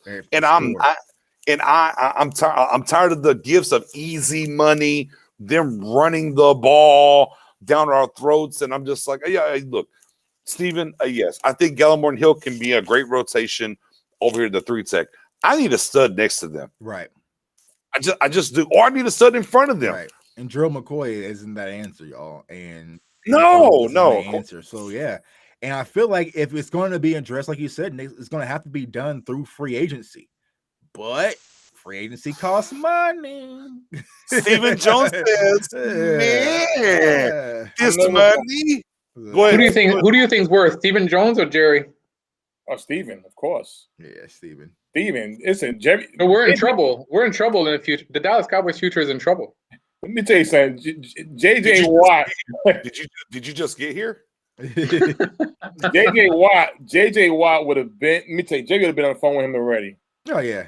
Listen, Jerry Jones. That's the one thing I always respect. When it comes to guys being out there, he will always be aggressive. He has in the past. Stephen Jones, when he wants to. The last thing he ever did was trading the first round for Amari Cooper. And maybe that's it. That's what we are seeing amongst Cowboys Nation, this divide. We're seeing us, me, Spoon, Knicks, we're more from the Jerry Jones era, being aggressive, getting things done. Right, yeah. We're starting to see this new Stephen Jones era. Cowboys fans, they're concerned about the cap. They're concerned about, and that's where we're starting to see this civil war, because back in my day, we didn't give a damn about no cap. Like cap, Pac-Man Jones available, go get him. What do you want? Look what he did with Deion. Right, Deion Sanders, Charles Deion Sanders. Yeah, just go get it. He didn't care about the cap back then. He went to his hotel. Right. Hotels. Come on, son, you and me. Come on. Yeah. Hey, it's September. Commercial. So that's the Civil War, Team Jerry versus Team Steven. That's where we're at right now. Well, and this is what I've been kind of preaching for the past week, and I'm going to continue to preach this moving forward. Cowboys Nation has to stop using Jerry in their comments and replace it with Steven. If you replace the name Jerry with Steven, a lot of this shit will start making a whole bunch more sense to you. Right. Because we've literally watched Steven work from 14 till now. Right. Look, now, yes, there was a lot of people waiting for Jerry to go away and everything else and this, that, and the third. Okay, that's fine. And all that's fine. You wanted Steven. This is Steven's way. Y'all better get used to it. You've seen it tremendously for fucking years. Right. We're going to draft. We're going to sign bullshit free agents. Right. And we're going to see where it lays. Right. We'll pay our guys unless they cost the cap. Yeah, look, we're going to pay our guys unless they're like Byron Jones. They cost too much. Never mind. Right. We'll set the market with guys that move jerseys. Shout out to Zeke. Shout out to D-Law. Hence why I'm going to win all these bets about Dak getting signed long term and everything else. And that's the Stephen Jones way. Look, if you cannot use Jerry Jones' mind process of the Deion Sanders or the or the even after Deion, when we wasn't good, it was still the Leroy Glovers. It was the, hey, I'm trading 2 first-round picks for Joey Galloway. Hey, I'm trading a pick. Look, I'm trading 3 picks for Roy Williams. Like, all that shit is done. And as soon as you decide, Cowboys Nation, to understand that, you will be a lot better off in all these threads, these Facebook groups, all these Twitter posts. You'll understand. Look, don't listen to, because the talking heads, the Stephen A. Smiths, the Skip Saylor, I'm sorry, Baseless, Bayless, that always say Jerry still. It's not about Jerry. Jerry has a 10 to 15 minute shot on a 105.3. He might give you a 5 to 10 minute shot after the game. After that, it doesn't matter. Again, JJ Watt got cut. And the reports were, Jerry might be excited. Nobody else in the building is. And now you heard, as Spoonie just said, JJ Watt's at Cleveland. Bruh. Jerry is not the business no more, and y'all keep thinking that Jerry is making moves. He's not. This is unequivocally about Steven. And remember, and we should have known, whenever Jerry wanted to sign Deion, what did Stephen Jones do? Grabbed him and put him up against the wall. He was mad. He was so mad about it, and it still happened. Go ahead, Spoon. Right here. Football or baseball? Both balls. Both. Remember that commercial? Classic. Both. Pizza Hut. Meat lovers or stuffed crust pizza? Both. One and all. Now Pizza Hut offers our man, that pizza still fires to this day, too. piled high in a stuffed crust pizza. So what would be, Dion? 15, 20 maybe? No. All right. And again, and here's my point that I've been saying for the past 3 years since I cut my mic on for everybody. There's 3 ways. There's 3 ways to add talent to your team: trade, draft, free agency. And Stephen Jones gives 2 F's about doing anything in free agency. And until then, hey, look, I don't care about that. Look, Cowboys Nation. I hate there's only 17 people here. Until we get busy or decide to be active in free agency, it won't ever matter. I'm telling you now, we're not going to win a championship until we stop neglecting 1/3 of a way to add talent to this team. Hey, look, you got lucky with 2 quarterbacks, undrafted in 4th round, and you couldn't do it. The most important position, you did not have to do anything. And you couldn't do it. So I don't care how you draft. I don't care who you sign, because you're not signing pieces that matter. We'll always be here no matter what until Steven decides. He's a little bit last year. He got a little bit better in free agency. Will he take the step forward? We'll see. Go ahead, Spoon. I'm sorry. Oh, no. Let's say one more commercial. That was it. One over here. Because to be honest with you, I was shocked by the Amari Cooper thing. I was like, oh, okay. That's only, you know why? But look, and that was only because they screwed Dak. Right. Oh yeah. Remember that? The Apex? The Apex commercial. Those Apex jackets still go, man. Yeah. Jimmy. Yeah, okay. I mean, I don't care. But Spoon, who cares? Man, get this shit off my screen, bro. Like Loki, I don't even want to see it, bro. Bro, I don't even want to see it. I don't want to see it because it doesn't matter no more. No, it don't matter. But here's what I'm getting with. Back in the days, you see how the Cowboys are America's team. We had what I'm saying is this, BJ. We had the commercials. We had it all. Jerry Jones. We still do. BJ, let me finish.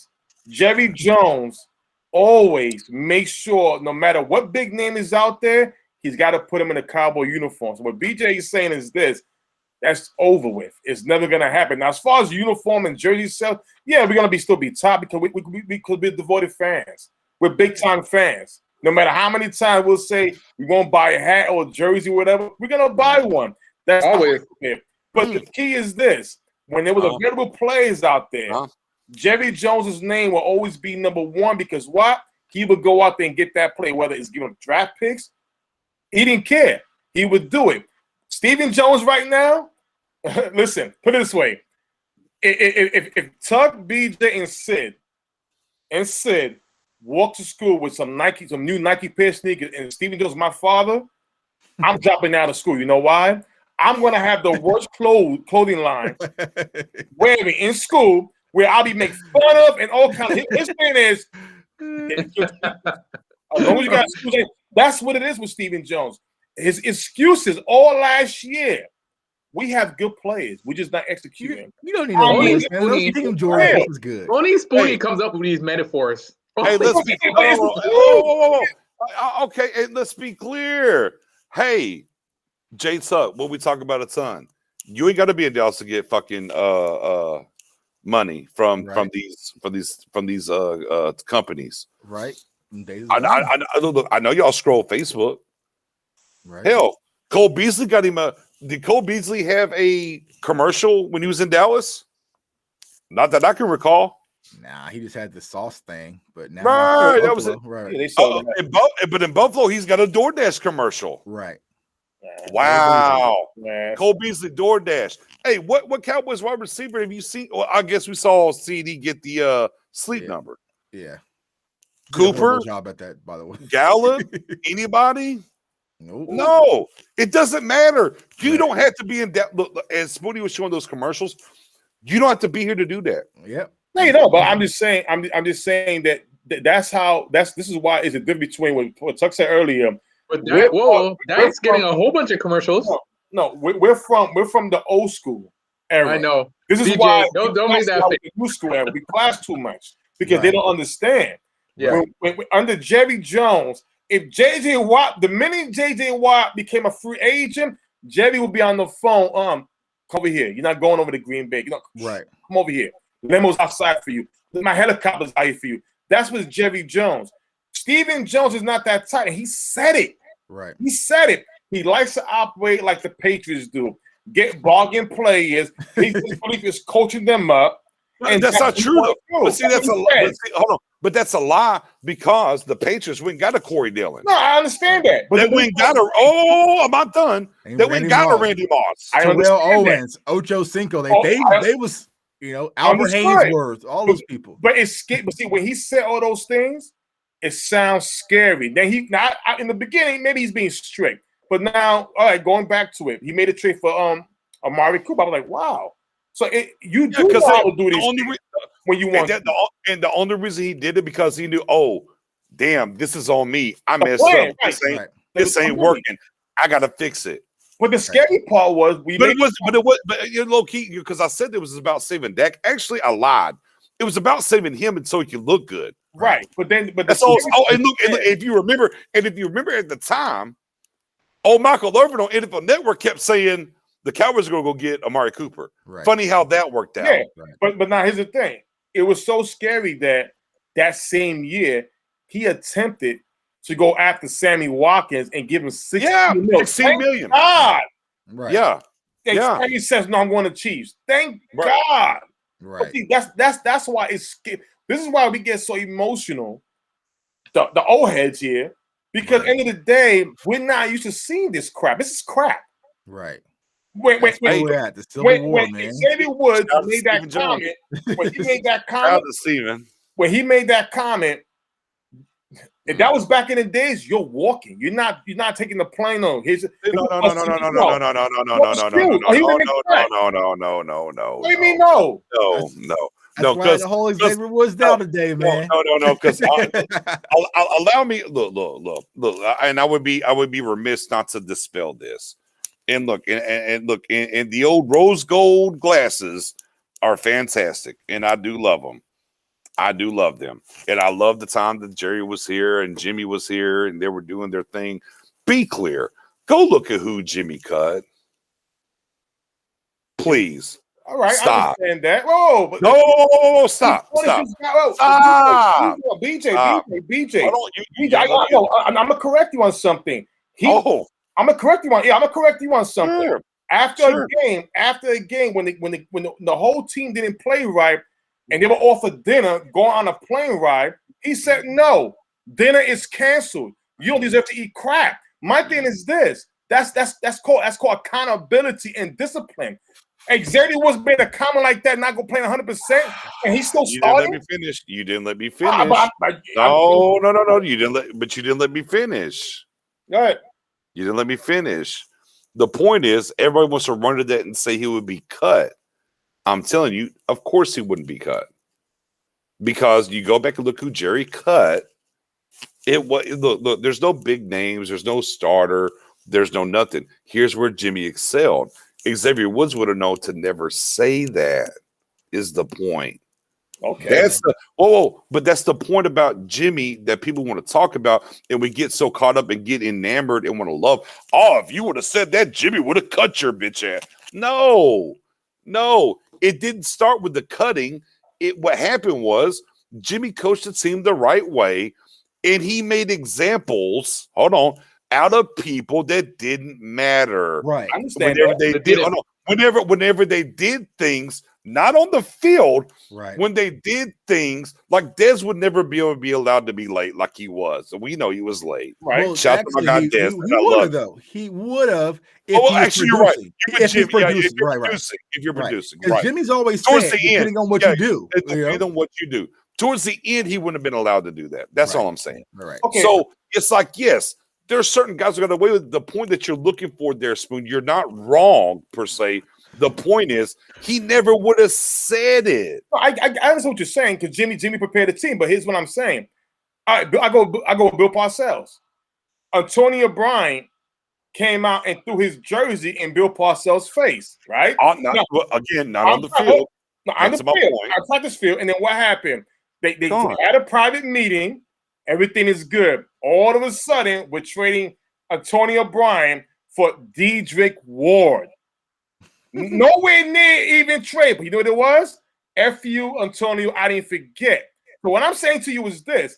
This man here is not a star at all. He's wearing a star. I don't know how the hell, but he's not a star for 4 years. And you mean to tell me he's going to say a comment about not giving 100% effort, and he's still playing? And he's been playing bad for 4 years? And Stephen Jones will come out and say, they're good guys. When? How? What are we looking at? I mean, it's supposed to be about to get a $24 million deal, right? Oh my God! Don't say that. It's happening, man. It's happening. Don't say that. That's what's happening, though. Worse than 2020. That's a bad look. I don't know if it's gonna be 25. Because again, and here's what I'm saying is, like Spoon, like bro, we got to get off the fucking Jerry Jones. Look, and we kind of say, I mean, Jerry Jones may need to take the like Jerry Jones walking back through the building is not going to fix this. He's not. Right. Look. And those that want to hold on, if they just would go back and get Jimmy. Did y'all watch Jimmy Johnson in Miami? Did y'all see what happened down there in Miami? Right. So on and so forth. Look, we have to be now. I want Cowboys Nation to be understandable and accountable to now and what we need to do now. Yeah. And how we can go through and win and get to number 6 and what we can do. And again, Steve, I don't think Steven's far away. He's got to not be scary. about taking chances in free agency the right way. If he can overcome those things, I think we can go somewhere. I think that's where it boils down to. But my God, if we bring back Xavier Woods on anything longer than a 1-year deal, I agree. I'm just saying.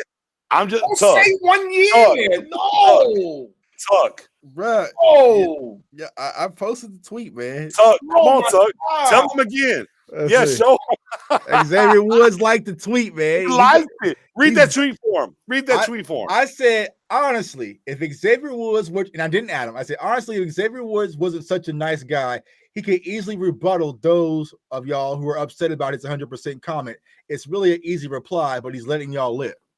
Because what I'm trying to say is, everyone. And what he do? And he liked it. He liked it. I didn't add him. I didn't do fantastic. Huh? Go for it. No, I'm being dead serious. Is what he's honest.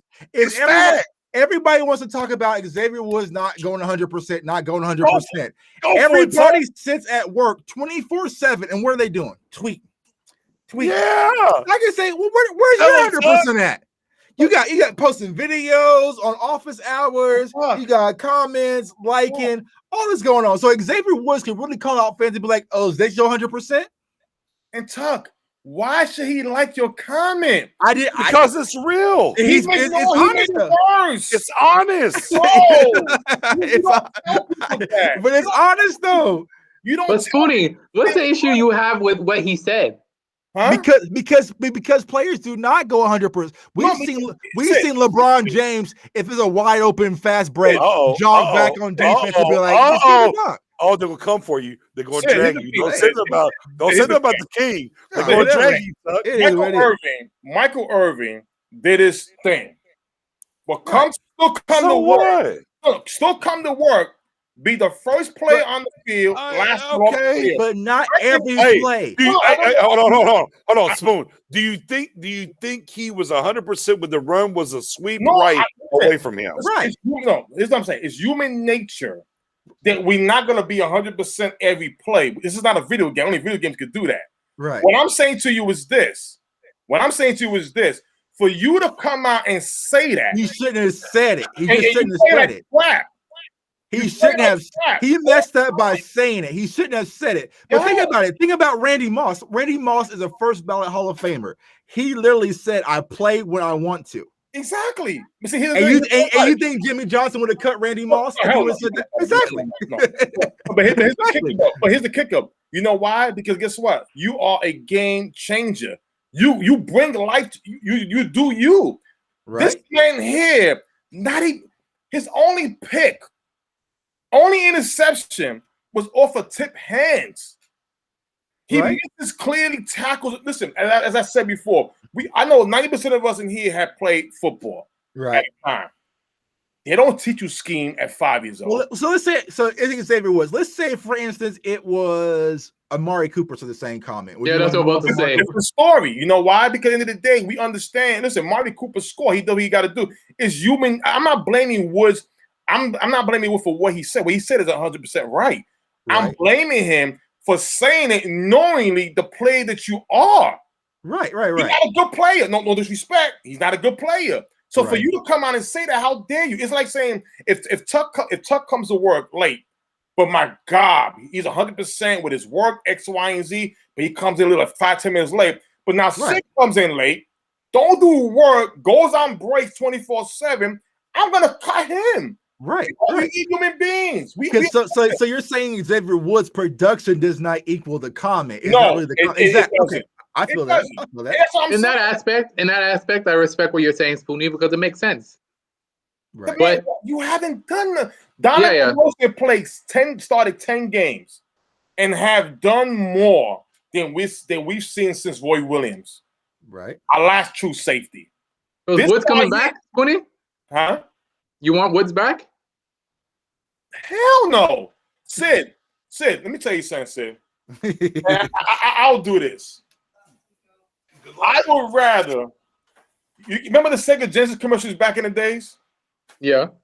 Oh, the Mortal Kombat commercial where you ran in the middle of the street and played Mortal Kombat? Yeah. Woo.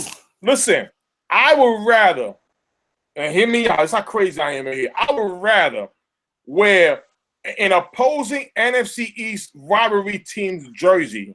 Never. Right? Never roll for me. down the street with some oh God, crazy shorts. For what? Then to see this man get signed. Who? Matter of fact, put me in a box. I mean, let's be clear. Woods is going to get signed. Woods is going to get signed. He's going to get signed for another year, easily. He's got to deal with it, Spoon.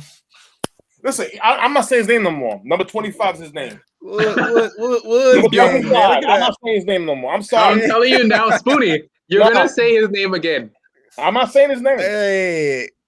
He's going to say his name. Nick, I'm willing to bet you some wings.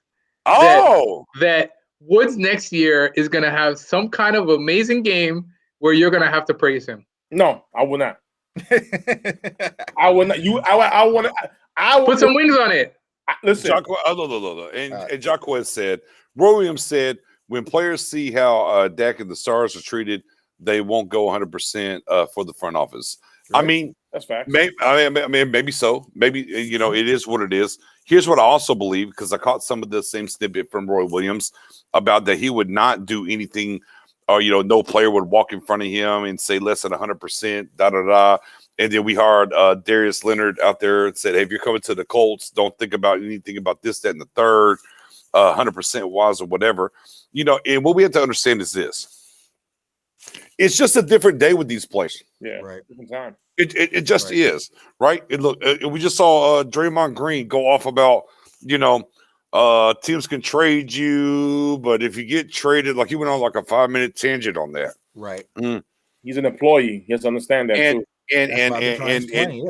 And well, you know what? But you're not really the average employee. You're a contracted employee, and in contracts, things are different. Mm-hmm. And those are and that's what's different. We're not. They're not hired to work for Walmart, right?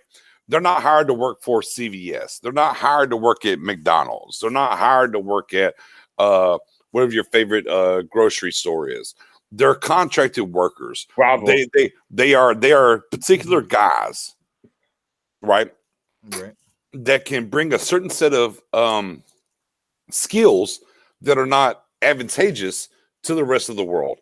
Right. Look, you stock shelves at Walmart, I can fire you tomorrow. There's a million people I can hire.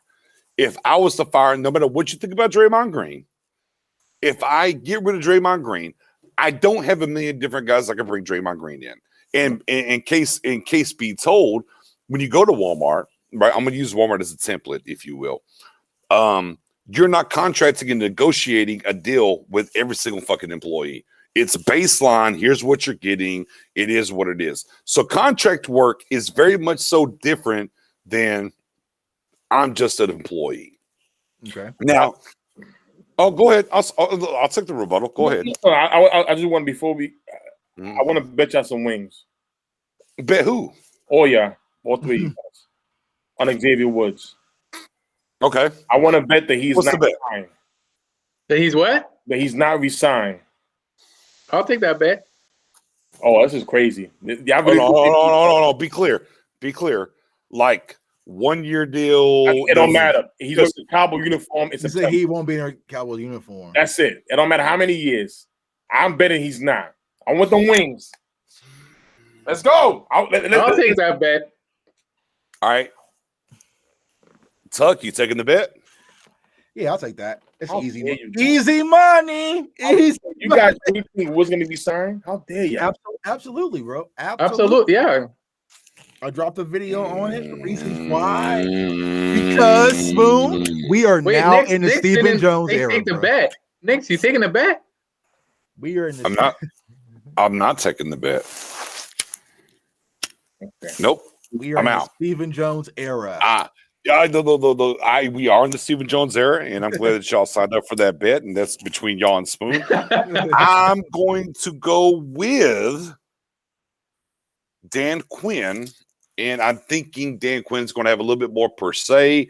If it wasn't for Dan Quinn, I think I would take the bet, but with Dan Quinn. I'm going to ease off this bet. Good luck, Tuck, Sid. Good luck paying up those wings. If it or Spoony, you paying the wings as well. Either or, I'm not rooting for anybody on this. I'm just going off of Dan Quinn says no. All right. I'm going for Dan Quinn.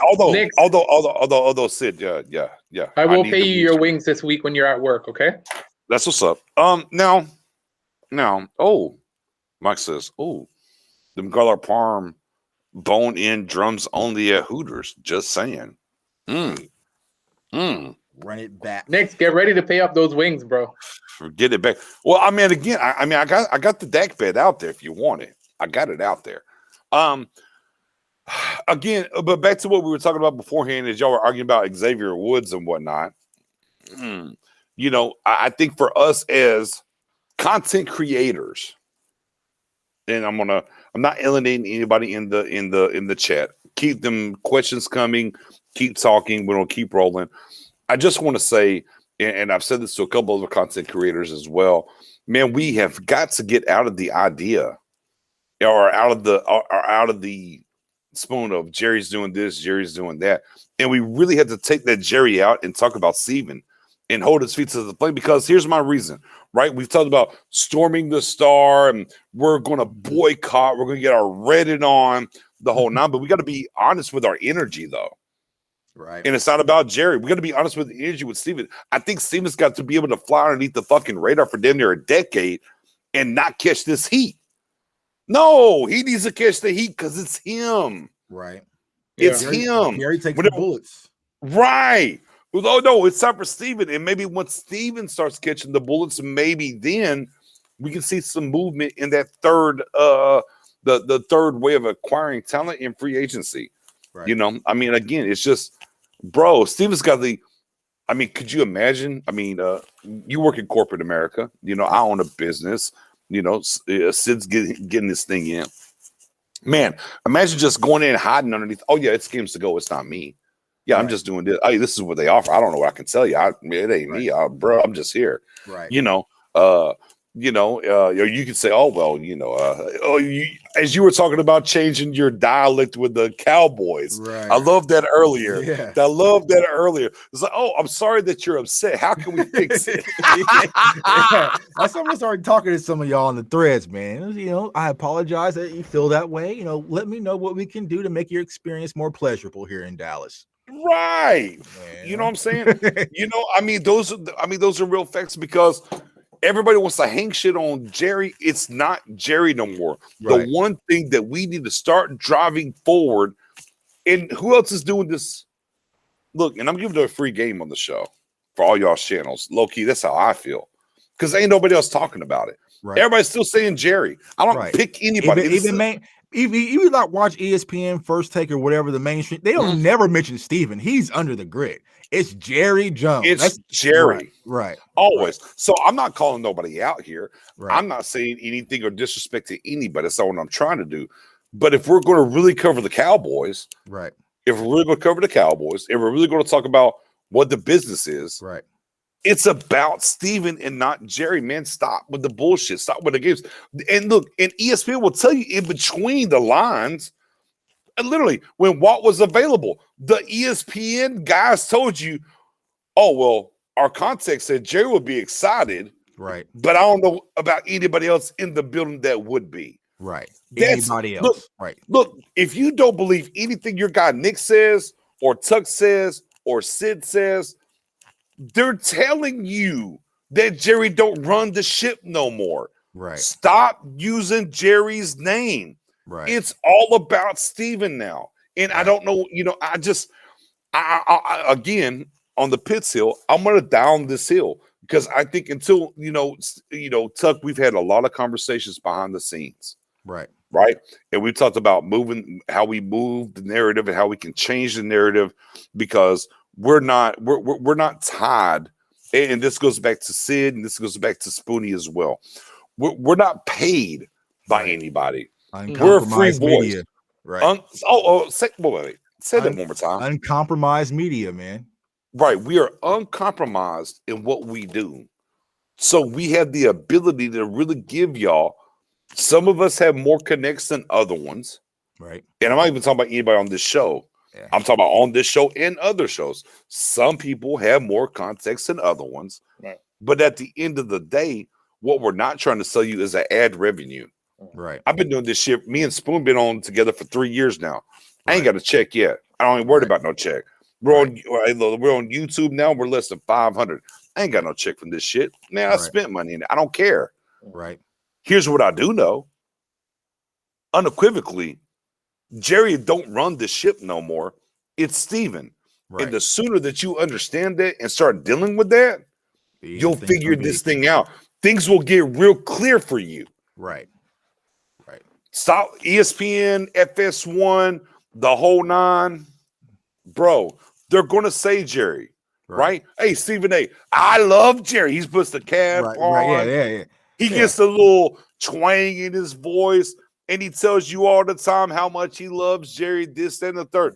How many times you heard Stephen A. Smith talk about Stephen? No, he would have no idea who that was. He would have zero. If you were going to first take and say, so, what are your thoughts on Stephen Jones? He'd be like, who? He'll think it's an NBA player. Mm-hmm. And it's because Jerry Jones for so long has been the face of it. But that's the problem. But now it's Steven doing that. Because like I said, going back to even last summer, I know me and Spoon was Route 33, Jamal Adams. Jerry era, it's a wrap. Jamal Adams would have been a Cowboys player that quick. Soon as Earl Thomas said, come get me, Jerry would have did it right then, right? But it's Steven, and like you go back to that Johnny Manziel situation, I feel like that was always his badge of honor. And what is Stephen Jones really known for? Getting the Cowboys out of their cap hell, fixing the salary, and then all of his little Stephen Jones burner accounts, that being a threat, the cap. How can we sign this guy? There's no way we can afford him. That's not traditional Jerry Jones, Dallas Cowboys talk. We never say, how can we afford Dion? We can't. This is your guys' new era and the Stephen Jones era. So you guys are more conscious about stuff like that, which we don't care about. Okay, I have a question though. You guys are all saying that Stephen is in control. I'm gonna let you ride first. Hold on, I'm gonna let you go. Okay. Hold on, one second. And Swooty went out here with the videos and the commercials about Dion. Hey, did Jimmy coach Dion? No. No. Yeah. Who? Yeah. That my point exactly. It was right. It wasn't Jimmy. It was Jerry. It was Jerry making the point. I get the guy. It is what it is. We're gonna go get this Super Bowl and the whole nine. And then we moved him forward, and then here we are. Now, Sid, by all means, go ahead. No, because you guys are all saying that Jerry Jones is no longer in control. To what point? Like, when did this happen? Like, is there some agreement that said that Steven said, okay, well, as of this time of year, I'm taking over and you have no say? No, it can't be to that point. It pretty much started with the media time. The minute you saw Stephen Jones started asking more questions that Jerry would normally do, especially that's when you really see the thing. It was when it also came out when Jerry wanted to draft Manziel. Stephen Jones says, no, we're taking Zach Martin. Those are the things that led up to, okay, who's really running it? And then even with the Des Bryant situation, that was a Stephen Jones move. That was all Stephen Jones right there. So when you see the media and all that kind of stuff coming out, you saw less of Jerry. Now, Jerry, like BJ and Tuck said earlier, the 105.3, that's all Jerry. He's going to talk about what happened. But Stephen Jones is the one who basically took over everything. He's making the final decision. He said Jerry's dealing with the NFL stuff. Right. More of the looks, the things that can help the NFL out. Right. Stephen is running the team itself. And just like BJ said a minute ago, and Tuck said, when it all boils down to it, when we heard about Stephen Jones earlier, when Jerry was running, you heard a lot of cap situations. He would make the cap good, all kinds of. Now imagine somebody who's very scary of not signing play because of the cap, now in charge of bringing the guys in.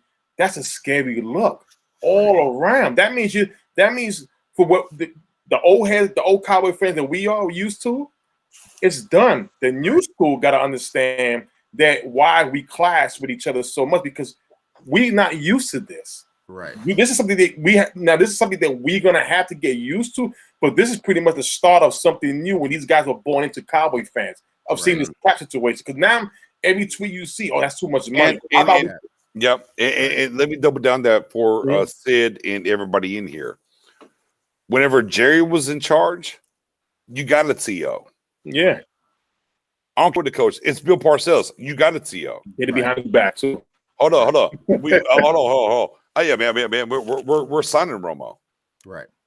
Oh yeah, we're trading for Roy Williams. Right. Oh yeah, we're going to go ahead and sign. We're going to go ahead and sign Brandon Carr.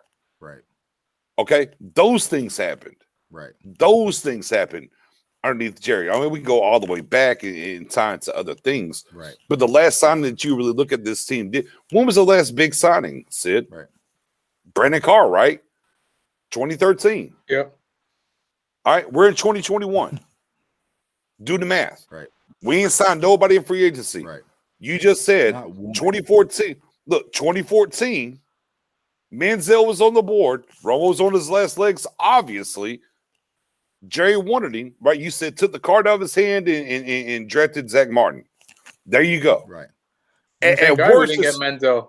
oh, fair. But at worst, it's 14. At best, it was 13. Right. Right? So, and that's where we are. And this is all from 20. Look, fuck 13. I'll let 13 ride. 2014 till now, this has been Stephen Jones' boat. Right. The only thing that Stephen Jones didn't have to that he didn't pick was Jason Garrett's the head coach. The McCarthy right now is in my opinion is the first head coach that he chose. Right. So that's about it. And Dan Quinn going forward. So my thing is this: can we see a different Stephen Jones operate under his coaching staff that he handpicked? Probably. It's probably because when he made a trade for Amari Cooper, he made the mistake with the wide receiver by committee. But my thing is that you should already did something like that before that happened. But you made a move, so you're capable of doing it. You also investigated. Hey, Spoony, how about this? How about this, Spoony? Let's pivot and let's really get to the brass tacks when it comes to Stephen Jones. Let's keep it a buck, right? Oh, he messed up with the wide receiver by committee. Yes. He made a trade for a wide receiver. Wait for it. Oh, I can't get Randy Gregory back on the field. Let me go get a Robert Quinn real quick to help the other side. So the only time he really, because the one thing I've done, and I'm gonna take fallacy on this, is I'm like, well, the three. I look at the three ways to acquire talent is trade, sign, draft. Well, I've always given you a pass on the trade because I'm like, oh shit, you've done pretty good. But when I really dissect and look at how he does trades, he only makes trades that immediately benefit mistakes that he's made. Right.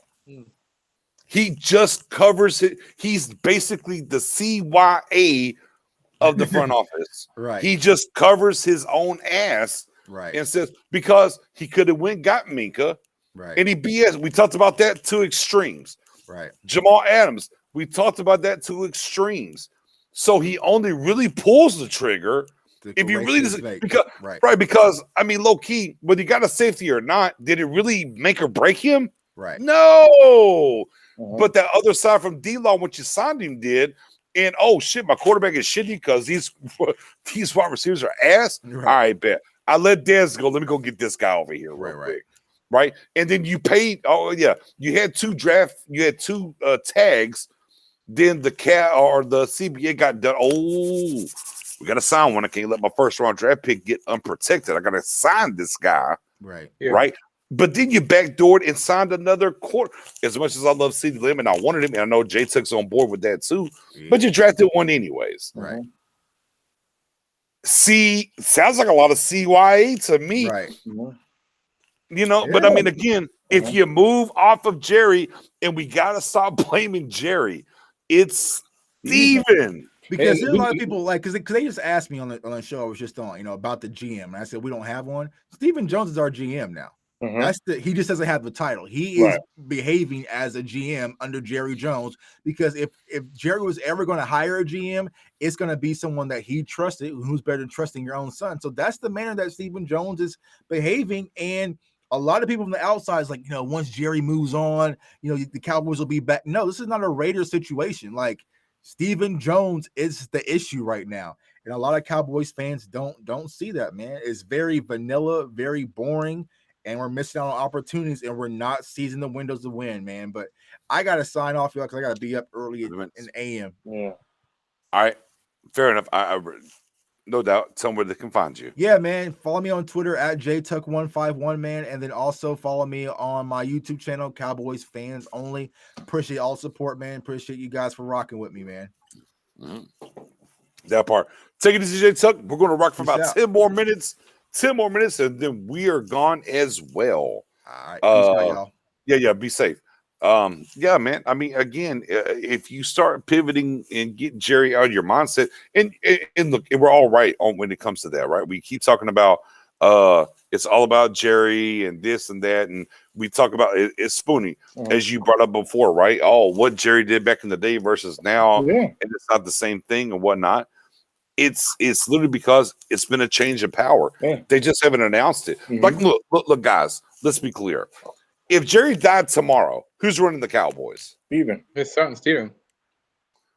So why do we not think, or how does Cowboys Nation not understand that it's about Steven now? Because you know why? Because again they get poisoned by the networks that they keep using Jerry in the game. Exactly. And this is why I said the other day is that a lot of Cowboys fans do not research. They listen to the first thing they hear from these poison networks, and they run with it, and then they argue with each other about it, and it's false. It's totally false. I mean, listen, not to change lanes. We had Stephen A. Smith talk about why Jacoby Brissett not getting a starting job in the NFL. I quickly changed my channel. Let's just go there from there. And this is what I'm saying. When you had a Don Orlovsky who tried to have a Dak Prescott versus Carson Wentz debate, but then later on he leaks it that he knows that Dak was better, but the networks wanted him to choose Wentz. It's scripted. That means everything you're hearing is not real. And here's the funny part. I guarantee you, if the Stephen A. Smith of the world, if they would go back and look at the video of them saying anything about a player, they backtrack 2 months. They flip-flop all the time. There was one instance, Stephen A. Smith would say the contract offered by Dak was good. Dak is being selfish. Then a month later, the Cowboys are treating Dak right. They backtrack their story, but nobody. I should. You know what? I should create a video of them pointing the amount. So look what you did. Look what you did. You said this one time, and then now you're changing it. This is what even Stephen A. Smith. He's another one. He does it too because last year Jerry should sign Dak and blah blah blah. Now all of a sudden Dak should leave. Yeah, these numbers